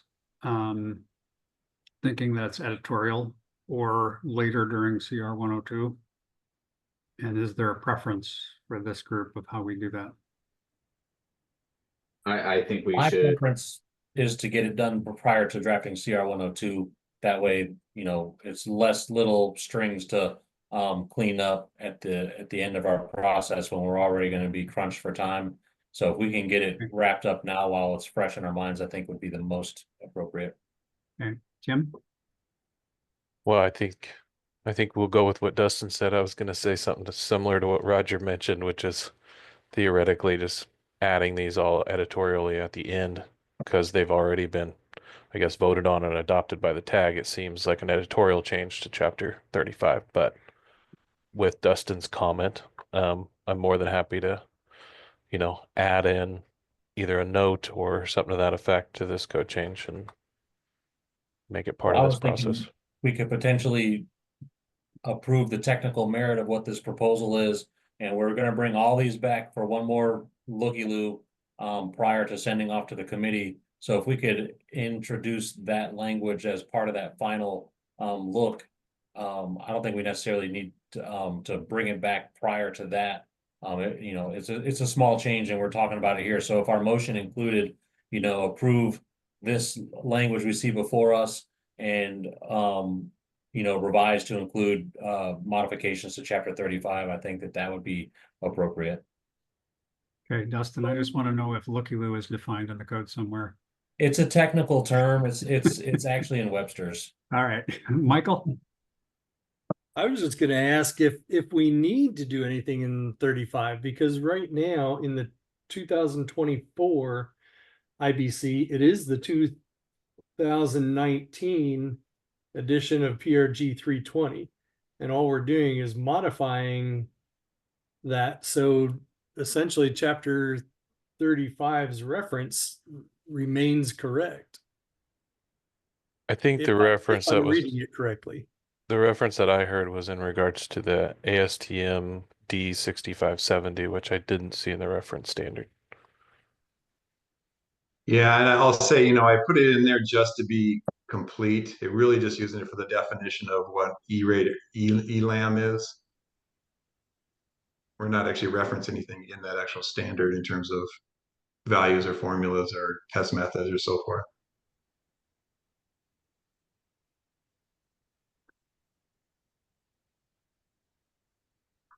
Okay, But I guess I would ask from the conversations, I would ask for do we have a quorum, Dustin? I believe we do. We never verified. So Tim was a little later than everybody else getting back, and he's here now, obviously. So Okay. he was the only one we were lacking a seat on, so we're good to go. Okay, so I would ask for a motion to, and I think that it would be to approve this proposal as written with coordination of including the ASTM reference into chapter 35. Something to that effect. This is Tim. I would like to move that or something to that effect. And note, we're also made modifications to this proposal today to change it from chapter 22 to 23. Yes, yes. Do I have a second? I'll second this, Michael. Thanks, Michael. Is there any other discussion? All in favor, say aye. Aye. Aye. Any opposed? All right, Todd, now I will turn the meeting back over to you.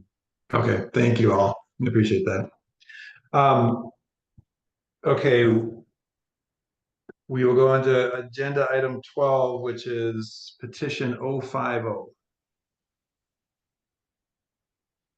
There's someone from WABO that would like to present this.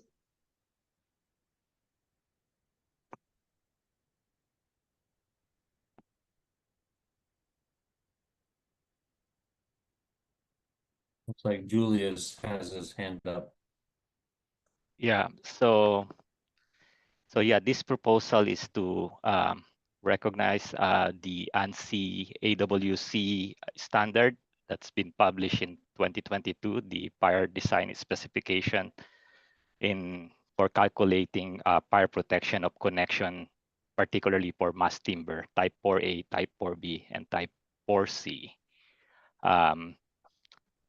This standard originated from a document also from AWC, the Tech TR10, which design professionals has been historically been using in the past, that most jurisdiction like us in Bellevue have accepted in the past. So this is just to recognize this standard as part of the code.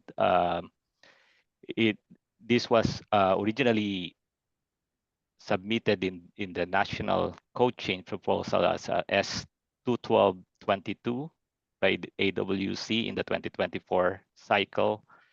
It got disapproved.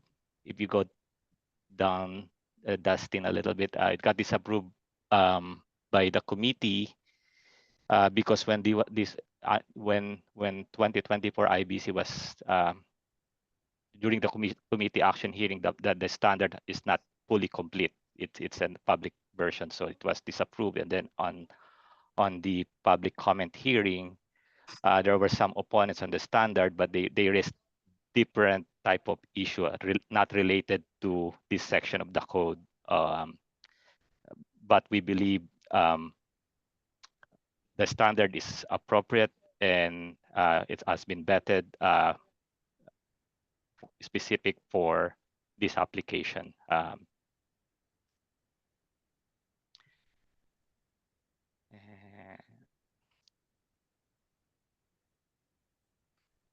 Okay. Go ahead, Josh. So, Julius, just to make sure I'm understanding the intent, this would be things like the DHU TF hangers Simpson has for firewalls, that kind of cantilevers over the sheetrock and other applications like that. You're saying, hey, we would have to have a testing that shows it meets the fire rating, or a method through the FDS. Am I understanding that right, or am I maybe missing some subtlety? Right, but again, this section 230410.1, it's specific to type 4A, 4B, and 4C construction. So Oh, sorry, I looked yeah. right over that. Okay, perfect. Thank you, sir. I was just going to mention, when I looked through this proposal, you left in there or other approved methods.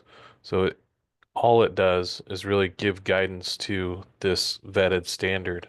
It seems like it's a good way to kind of set people down the right track of this still fairly new type of construction that we're using on how to test for those fire ratings on the connection. So I'm in support of the proposal. Thank you, Tim. Roger? Yeah, I'm in support of it as well. I double checked with all of our mass timber detail designer folks, and this is exactly what we do to design our connections. So I support this. Joe? Wasn't a 2024 just released of That was this? my next comment. Yes, Joe. Curious, we just want to adopt the most recent. Yes, I think you're right, Joe, but our committee decided to use the 2022 version because that's what AWC submitted in the national code change 2 years ago. But yes, there's a 2024 version of this standard.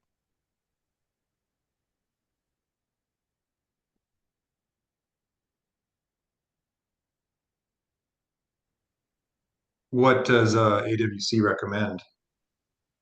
If they were, I don't know if anyone here is representing AWC. Go ahead, Tim. Yeah, sorry, it's taking me a while to unmute. So, I believe Shane's here. Thank you, Shane. Sorry. Okay, yeah, yeah. So Shane Nellis with the American Wood Council. I believe that the proposal that's going through the current ICC process actually is a reference to the 24 FDS,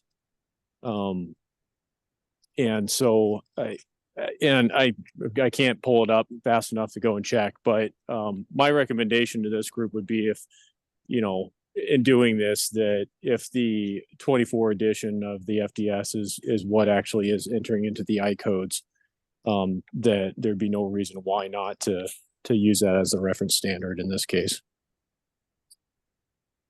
And just for reference, in the current ICC process, those changes have been approved by the committee action hearing. And I believe at least one of the changes that brings in the FDS is on the consent agenda, which, doesn't necessarily mean that it's absolutely a done thing, but it's like 99.9% gonna happen. So. Thank you for that, Shane. That's my sense too, but I would leave it to the tag. If anyone wants to make a motion to propose an amendment to 2024. I unfortunately, I'm hearing two different things, and Julius kind of indicating this is what's going into what'll be the 2027 IBC, which wouldn't get adopted here until 2030. And then on top of that, you know, the rest of the nation kind of being that far back, it's not uncommon for us to have the building code a cycle back from the reference standard. So I guess I would like to know what the actual AWC is, or the FDS is, that's going through the national process now. And I think we should kind of align with that. Thank you, Tim. John? Yeah, to answer your question, Tim, it's proposal FS 9-24. It's at least one of them anyway. I did a real quick search in the monograph from the committee action hearing 1. If you know, I haven't had time to go look up the vote and things on that one, but they are proposing the 2024 for this cycle. So that would be what, assuming that one of them got approved at the committee action hearing, then that would be what's going to be referenced in the 2027 code. I think Julius was just saying that we were basing our proposal on what happened last round in the last cycle. So that's why we chose 2022. I don't personally, obviously not speaking for everyone on the committee, but personally, I think, there wouldn't be any reason not to go with the 2024 if it's published and available.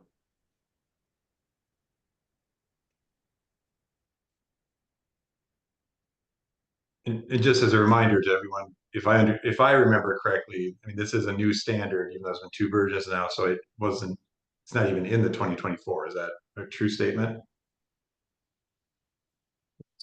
Definitely Yes. not in 2024. Yeah, that's correct. It got disapproved for different reasons than its technical content. But now would have been the 2022 version that got disapproved.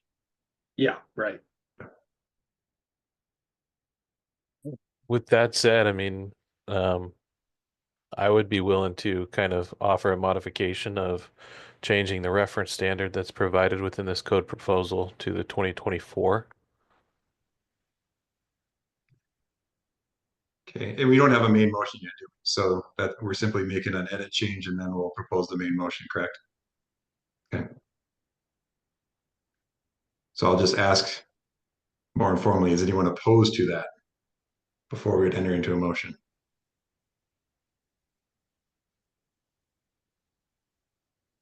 Okay. Hearing no objection, then would somebody like to make the motion then to recommend? I'm sorry, Todd, I have one thing I just want to mention, and I just wasn't quick Please. enough to my button here. Are we sure in the 2024 edition is still, we still have all of our reference carrying through? There's no reference anywhere to a specific provision FDS 2022 that may have changed in the 2024? What I was noticing is there was no specific reference in there. Okay, It great. just references the entire standard. So Yes. So our proposal, it's just, again, this standard is only specific to 2304.10.1. So we have included in our proposal to add FDS as a reference standard in chapter 35. In its entirety. Okay, sorry, I just want to make sure I understood that correctly. Thank you, guys.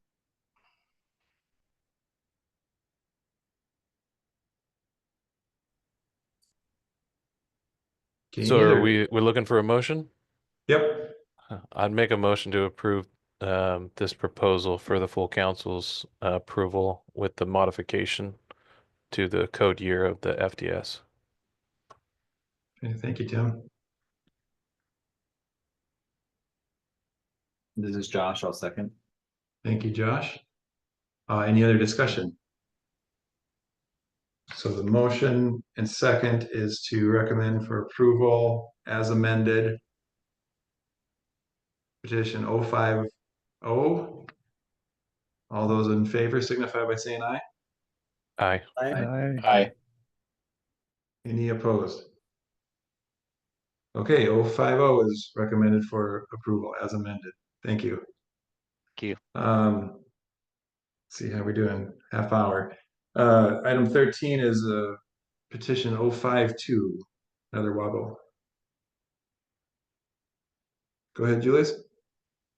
Yeah, this is another WABO proposal. regarding cutting, notching, and boring of dimensional wood lumber. This proposal, we base this from, again, a national base code proposal from BCAC in the last cycle. 2308.6.1, this section of the code has been reorganized in the 2024 IBC. And the original proponent of this proposal, they submitted this almost editorial change during the public comment hearing that got disapproved, mainly because they tried to move the section from 2308, which is the conventional light frame construction, to a different section. That's the reason why the committee disapproved the change in the public comment hearing.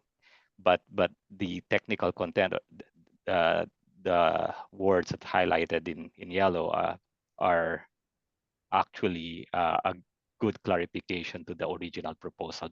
That's why we're trying to add it to our state amendment. So the last sentence says where member is notch, it's also applicable to board wood joists, rafters, and ceiling joists. So both notch and boring are the same. So that clarifies it. And then in 2308.6.3,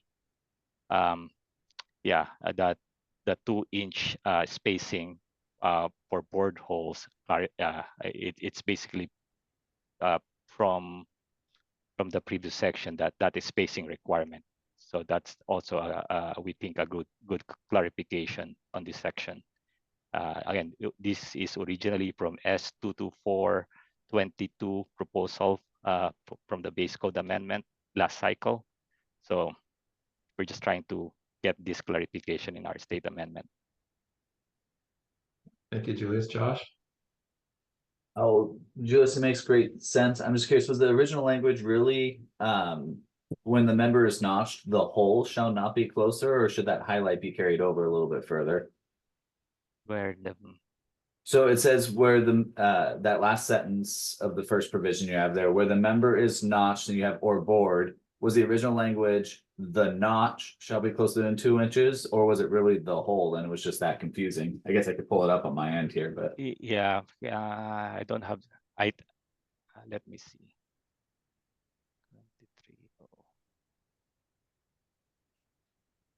I read the same thing, Josh, and was wondering if that was really how it was originally worded, because that made no sense. 2308.6.1. Let me.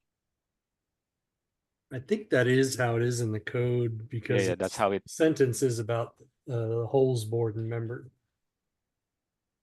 So I think it's correct. On the screen. Well, 2306.1. Gosh, I hope I'm not wasting people's time and I'm in the wrong thing here. 2308.61. Yeah. So the last sentence says holes, board, and member shall not be within 2 inches from the top or bottom of the member. This doesn't seem to be matching. You know, what you have struck out doesn't seem to be matching. Am I missing something here, everyone, or am I just wasting time? No, I'm seeing that too. I think the 24 code at least. In the in the 24 code. Yeah, so in the 24 code, I think I totally agree with everything that you're looking at doing, Julius. I think there might just be some numbering or highlighting issues here that needs cleaned up. John, do you have an answer? Yeah, I'm looking at my I copied 2024 and we've got it right there as the underlines, the added part. It does say where the whole member is notched, the hole shall not be closer than 2 inches to the notch. That's what it says right now. 230861. I mean, I'm just seeing. Yep. I'm looking on ICC codes and I'm seeing something else.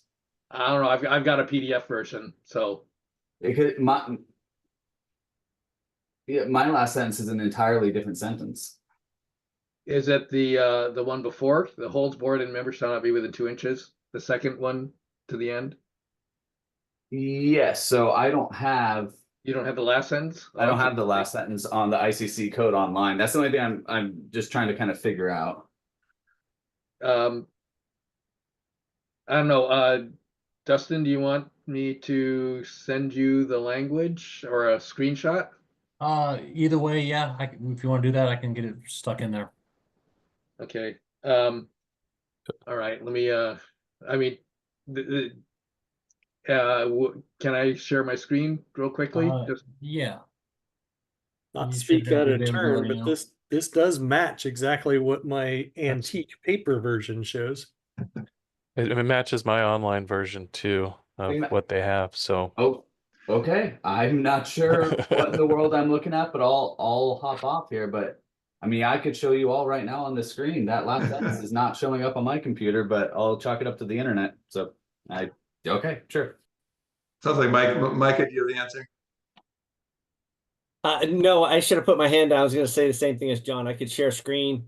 I have the premium version of the ICC 2024 code language, and it shows the last sentence as stating where the member is notched, comma, the hole shall not be closer than 2 inches to the notch. So what we were showing as the proposed change is accurate. Okay, and then I'm all on board, and I must have something wrong here. So thank everyone for verifying that. That makes good sense.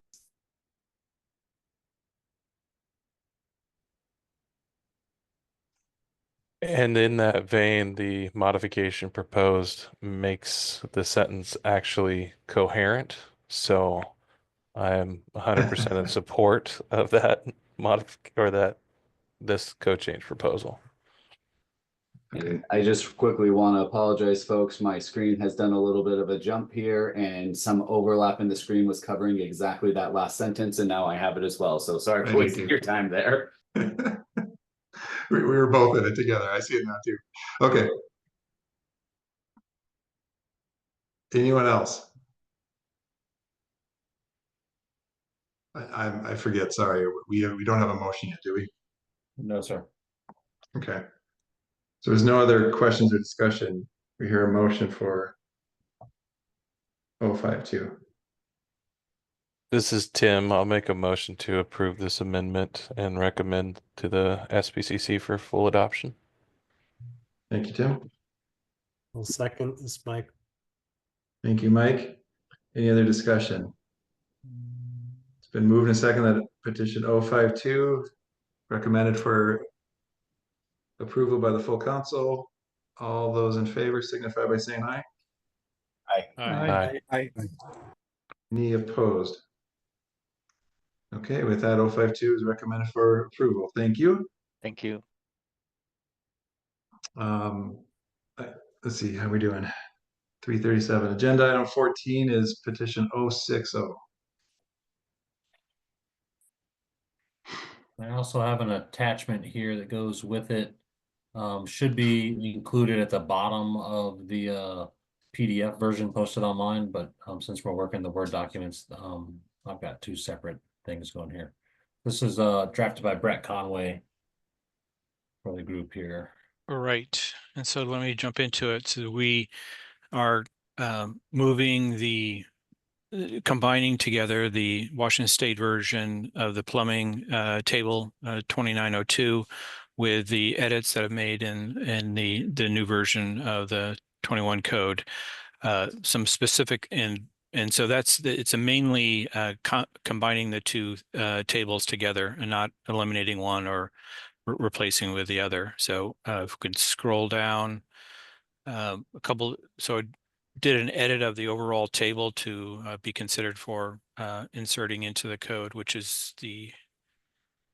Let me get rid of that one. I have the document pulled up here. 1 second.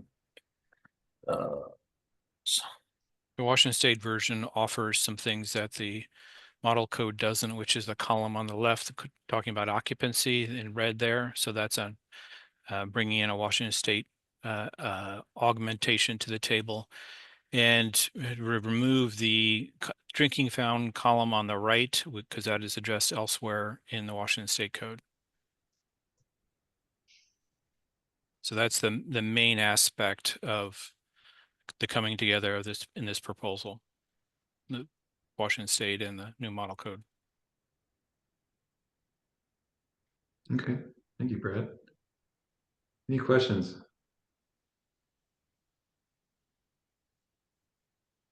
New model code offered in some further refinements in blue of different sections as they slice and dice plumbing counts and different occupancies. Josh?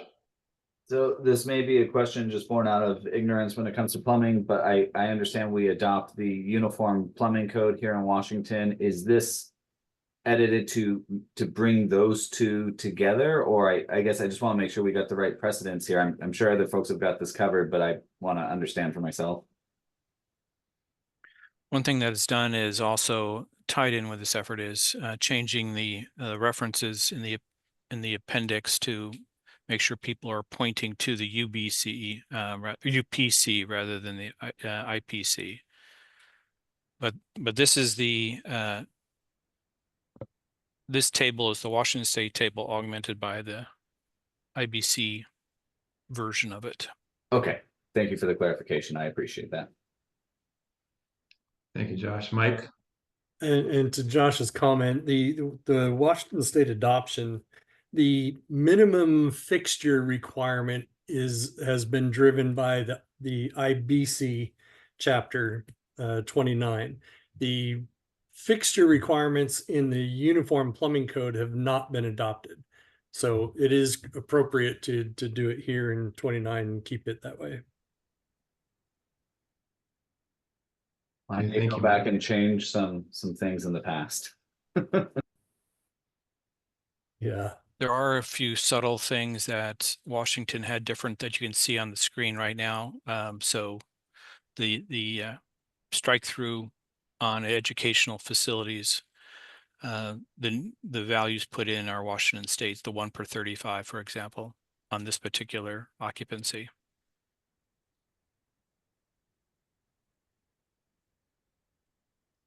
And where are those established? Those are established previous amendments or existing amendments, right? Yes. Okay. That does look consistent with our existing amendments.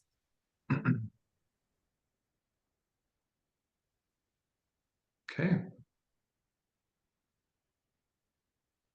Anything else? If we're ready, can we hear a motion then?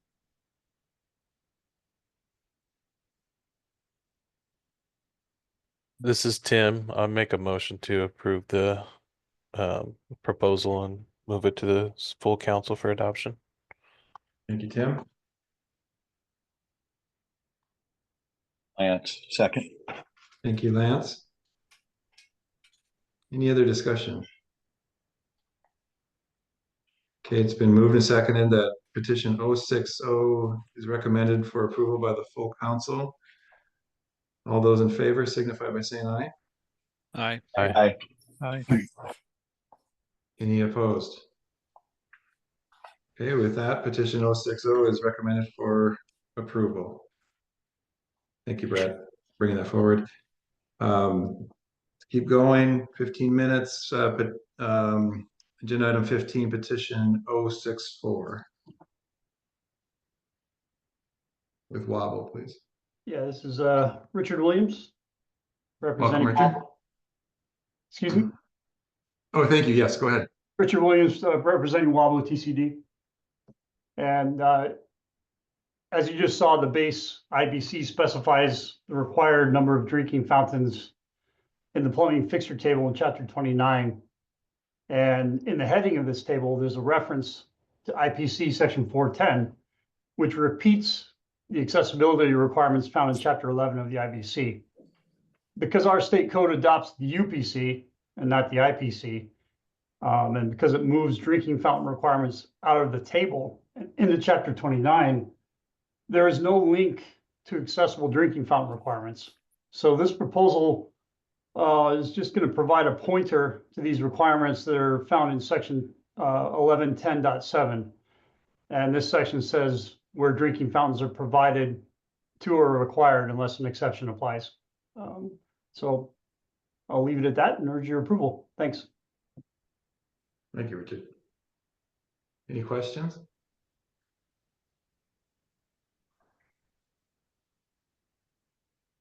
Go ahead, Mike.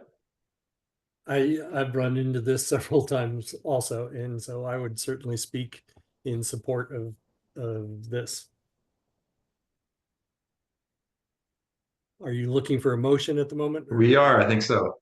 Okay, well then I would move to approve this, move this forward for approval.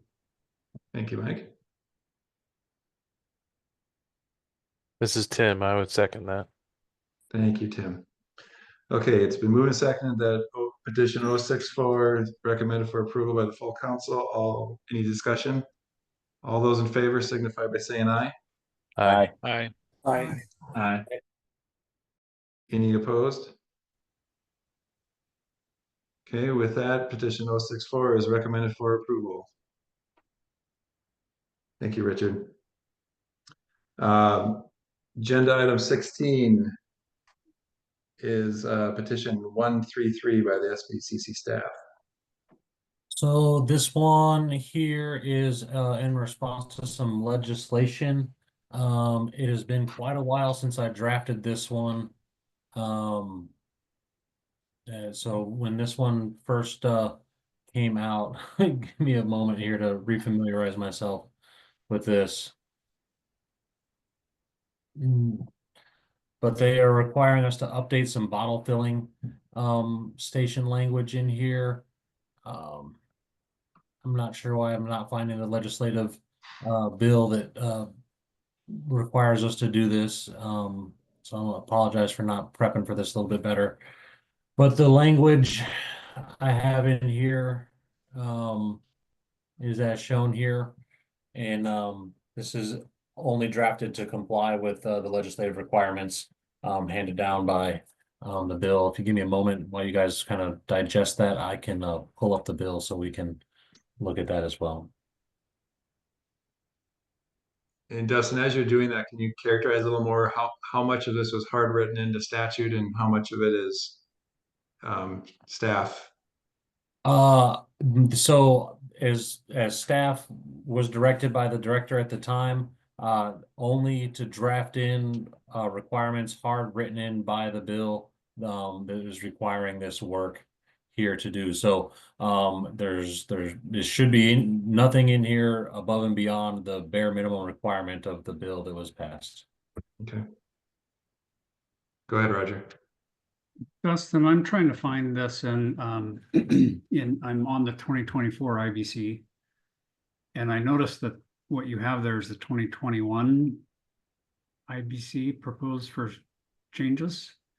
At the time this passed in 2023, and at the time that's the code language I was working with to draft there. So there may be some modifications I need to make to align this with 2024 numbering. But this is drafted to align with the 2021 language and bring forward to the 2024.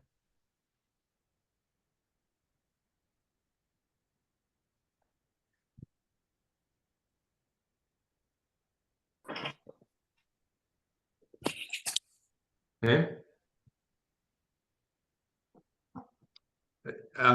Dustin, are you did you say you're bringing up the original bill or the RCW? I'm getting ready to pull up the bill on it. I guess the RCW could be a little bit quicker here. We've been moving files around a lot to try to organize them a little bit better here. So give me just one moment. I should be able to pull this one up. It's 1110.7 in the 2024 IBC. Okay. So with that, would it be, I guess, advisable for me to revise this to fit into the 2024 code a little bit better and bring it back here, and I can have the legislation in front of us as well? If you think that's easiest, Dustin, that's fine. I think it is valuable for us to see the RCW, but I don't know that it's necessary because this is the proposal. Yeah. So But unless the TAG would like to see that, but we can just bring it back next week if you'd like. I mean, I'm up for that. I'm digging through our documents here and it's not popping up for me right away, so I apologize. That's okay. Dustin, this is Brett. We should make sure this adjustment aligns with 2902.5.1, which is drinking fountains and then bottle filling stations in the plumbing section of the IBC. Brett, are you saying the terminology should be consistent? Yeah, so there's a section that talks about drinking fountains that I was just pointing to, you know, occupant load over 30 shall have one drinking fountain per blah, blah, blah. And then further down, it talks about bottle filling stations. So these things, this language and all seems to be linked. And so we just need to make sure that they're talking the same language. Okay. Dustin, I guess technically as the proponent, is that your desire that we? Yeah, I'd ask for a little bit of time so I can bring this back Okay. here. No I'll problem. go Can we ahead. hear a motion at the table until future meeting?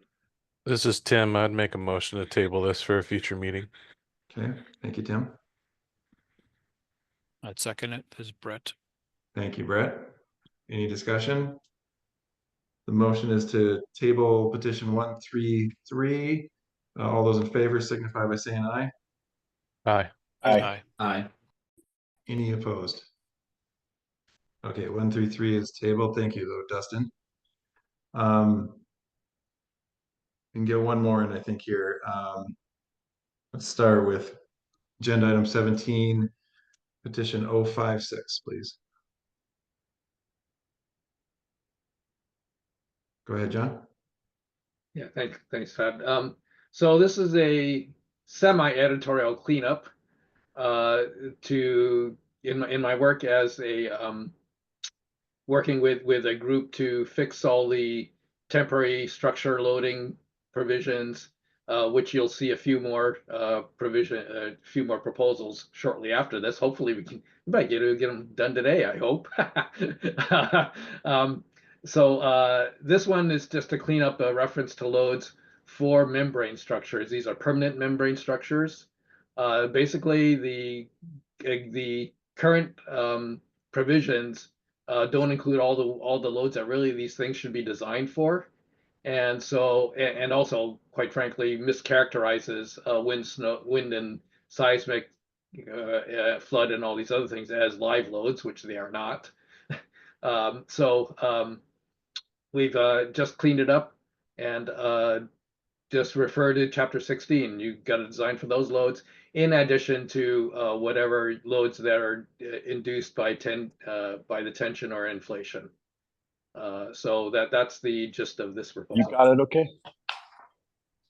Okay. Thank you, John. Any questions or comments?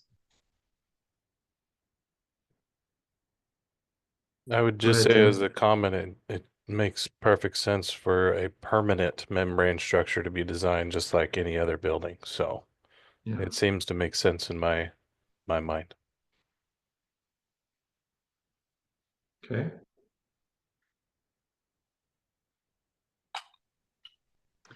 Okay, Roger. John, I just want to be, you've done all of the temporary structures, so 3102.7 is only permanent? And temporary are handled somewhere else? That's correct. The second paragraph down in the reason statement, I think I point to, the temporary membrane structures get pushed off to the IFC, to the fire code. Okay. Thanks. Okay. Is there a motion? Go ahead, Mike. I like when they're nice and simple and clean and make sense. Yes, I'll make the motion to move this forward for approval by the full Thank you, Mike. Second, Lance. It's clean. That was the second, right? Yeah. Okay, thank you, Lance. Okay, any discussion? It's been moved and seconded that petition 056 is recommended for approval by the full council. All those in favor signify by saying aye. Aye. Aye. Any opposed? Okay, so with that, petition 056 is recommended for approval. Do we want to keep going? Do we have any discussion here today, Dustin? Well, at last week's meeting, I wanted to try to get some volunteers for a correlation meeting selected. I didn't think we'd get to other business today. So you guys should all have a email sent out calling for some volunteers. That's about the only thing I'd like to talk about that's not a proposal here today. And we're looking to try to get that correlation meeting scheduled here the next week or so that we can bring back any recommendations and get to the final movement prior to the committee meetings. Okay, so the message there is to be prepared to discuss at the next meeting. And Yeah, respond to your respond email. to the email, and please just if I get a plethora of volunteers, well, I'll communicate with all of them and start whittling it down to about 5. Okay, Roger. Just to be clear, Dustin, I remember maybe it was at one of our other meetings, the hope or suggestion is this is probably one meeting for 2 or 3 hours and get through everything. Yes. Okay. Say that again, Roger. It's meant to be one meeting. Hopefully we can handle it all in one Oh, meeting. the correlation. Yes, it might be 2 or 3 hours, but it's 1 2 or 3 hour meeting is what. Okay. Okay, thank you for that. And just to make sure everyone's up, so our next tag meeting is next Thursday at 1 o'clock. Correct. And you should start seeing some Outlook placeholders coming out. We're getting those out now. Okay, thank you. And I'm traveling. I'll dial in, but Roger, thank you for volunteering to chair that meeting. And just to everyone, our intent here is to get through this list. I think Dustin, you indicated this is the end of the list for the first reads, right?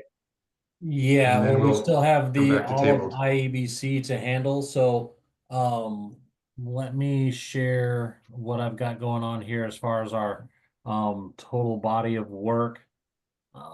Am I still sharing screen with the old proposal here? Yeah. Is our intent to go through first reads in IEBC or go back to tabled IBC? The intent was to bring back the IBC stuff prior to IEBC. Okay. And so on this spreadsheet here, which I fully intend to get out to you guys here after today's meeting, it's mostly up to date minus the stuff we've done today. And I've been trying to keep up with that as well. I had intended everything that's left on our agenda today, and then to maybe get to these ones that we tabled on the 14th. And then we have this body. I think if we could tackle IEBC in one meeting for sure. And I'm hoping that, if we can get through the tabled proposals, that we could maybe also get through these ones on the 14th. But I think we'll struggle to get through the remainder of this agenda plus the tabled proposals at next week's meeting.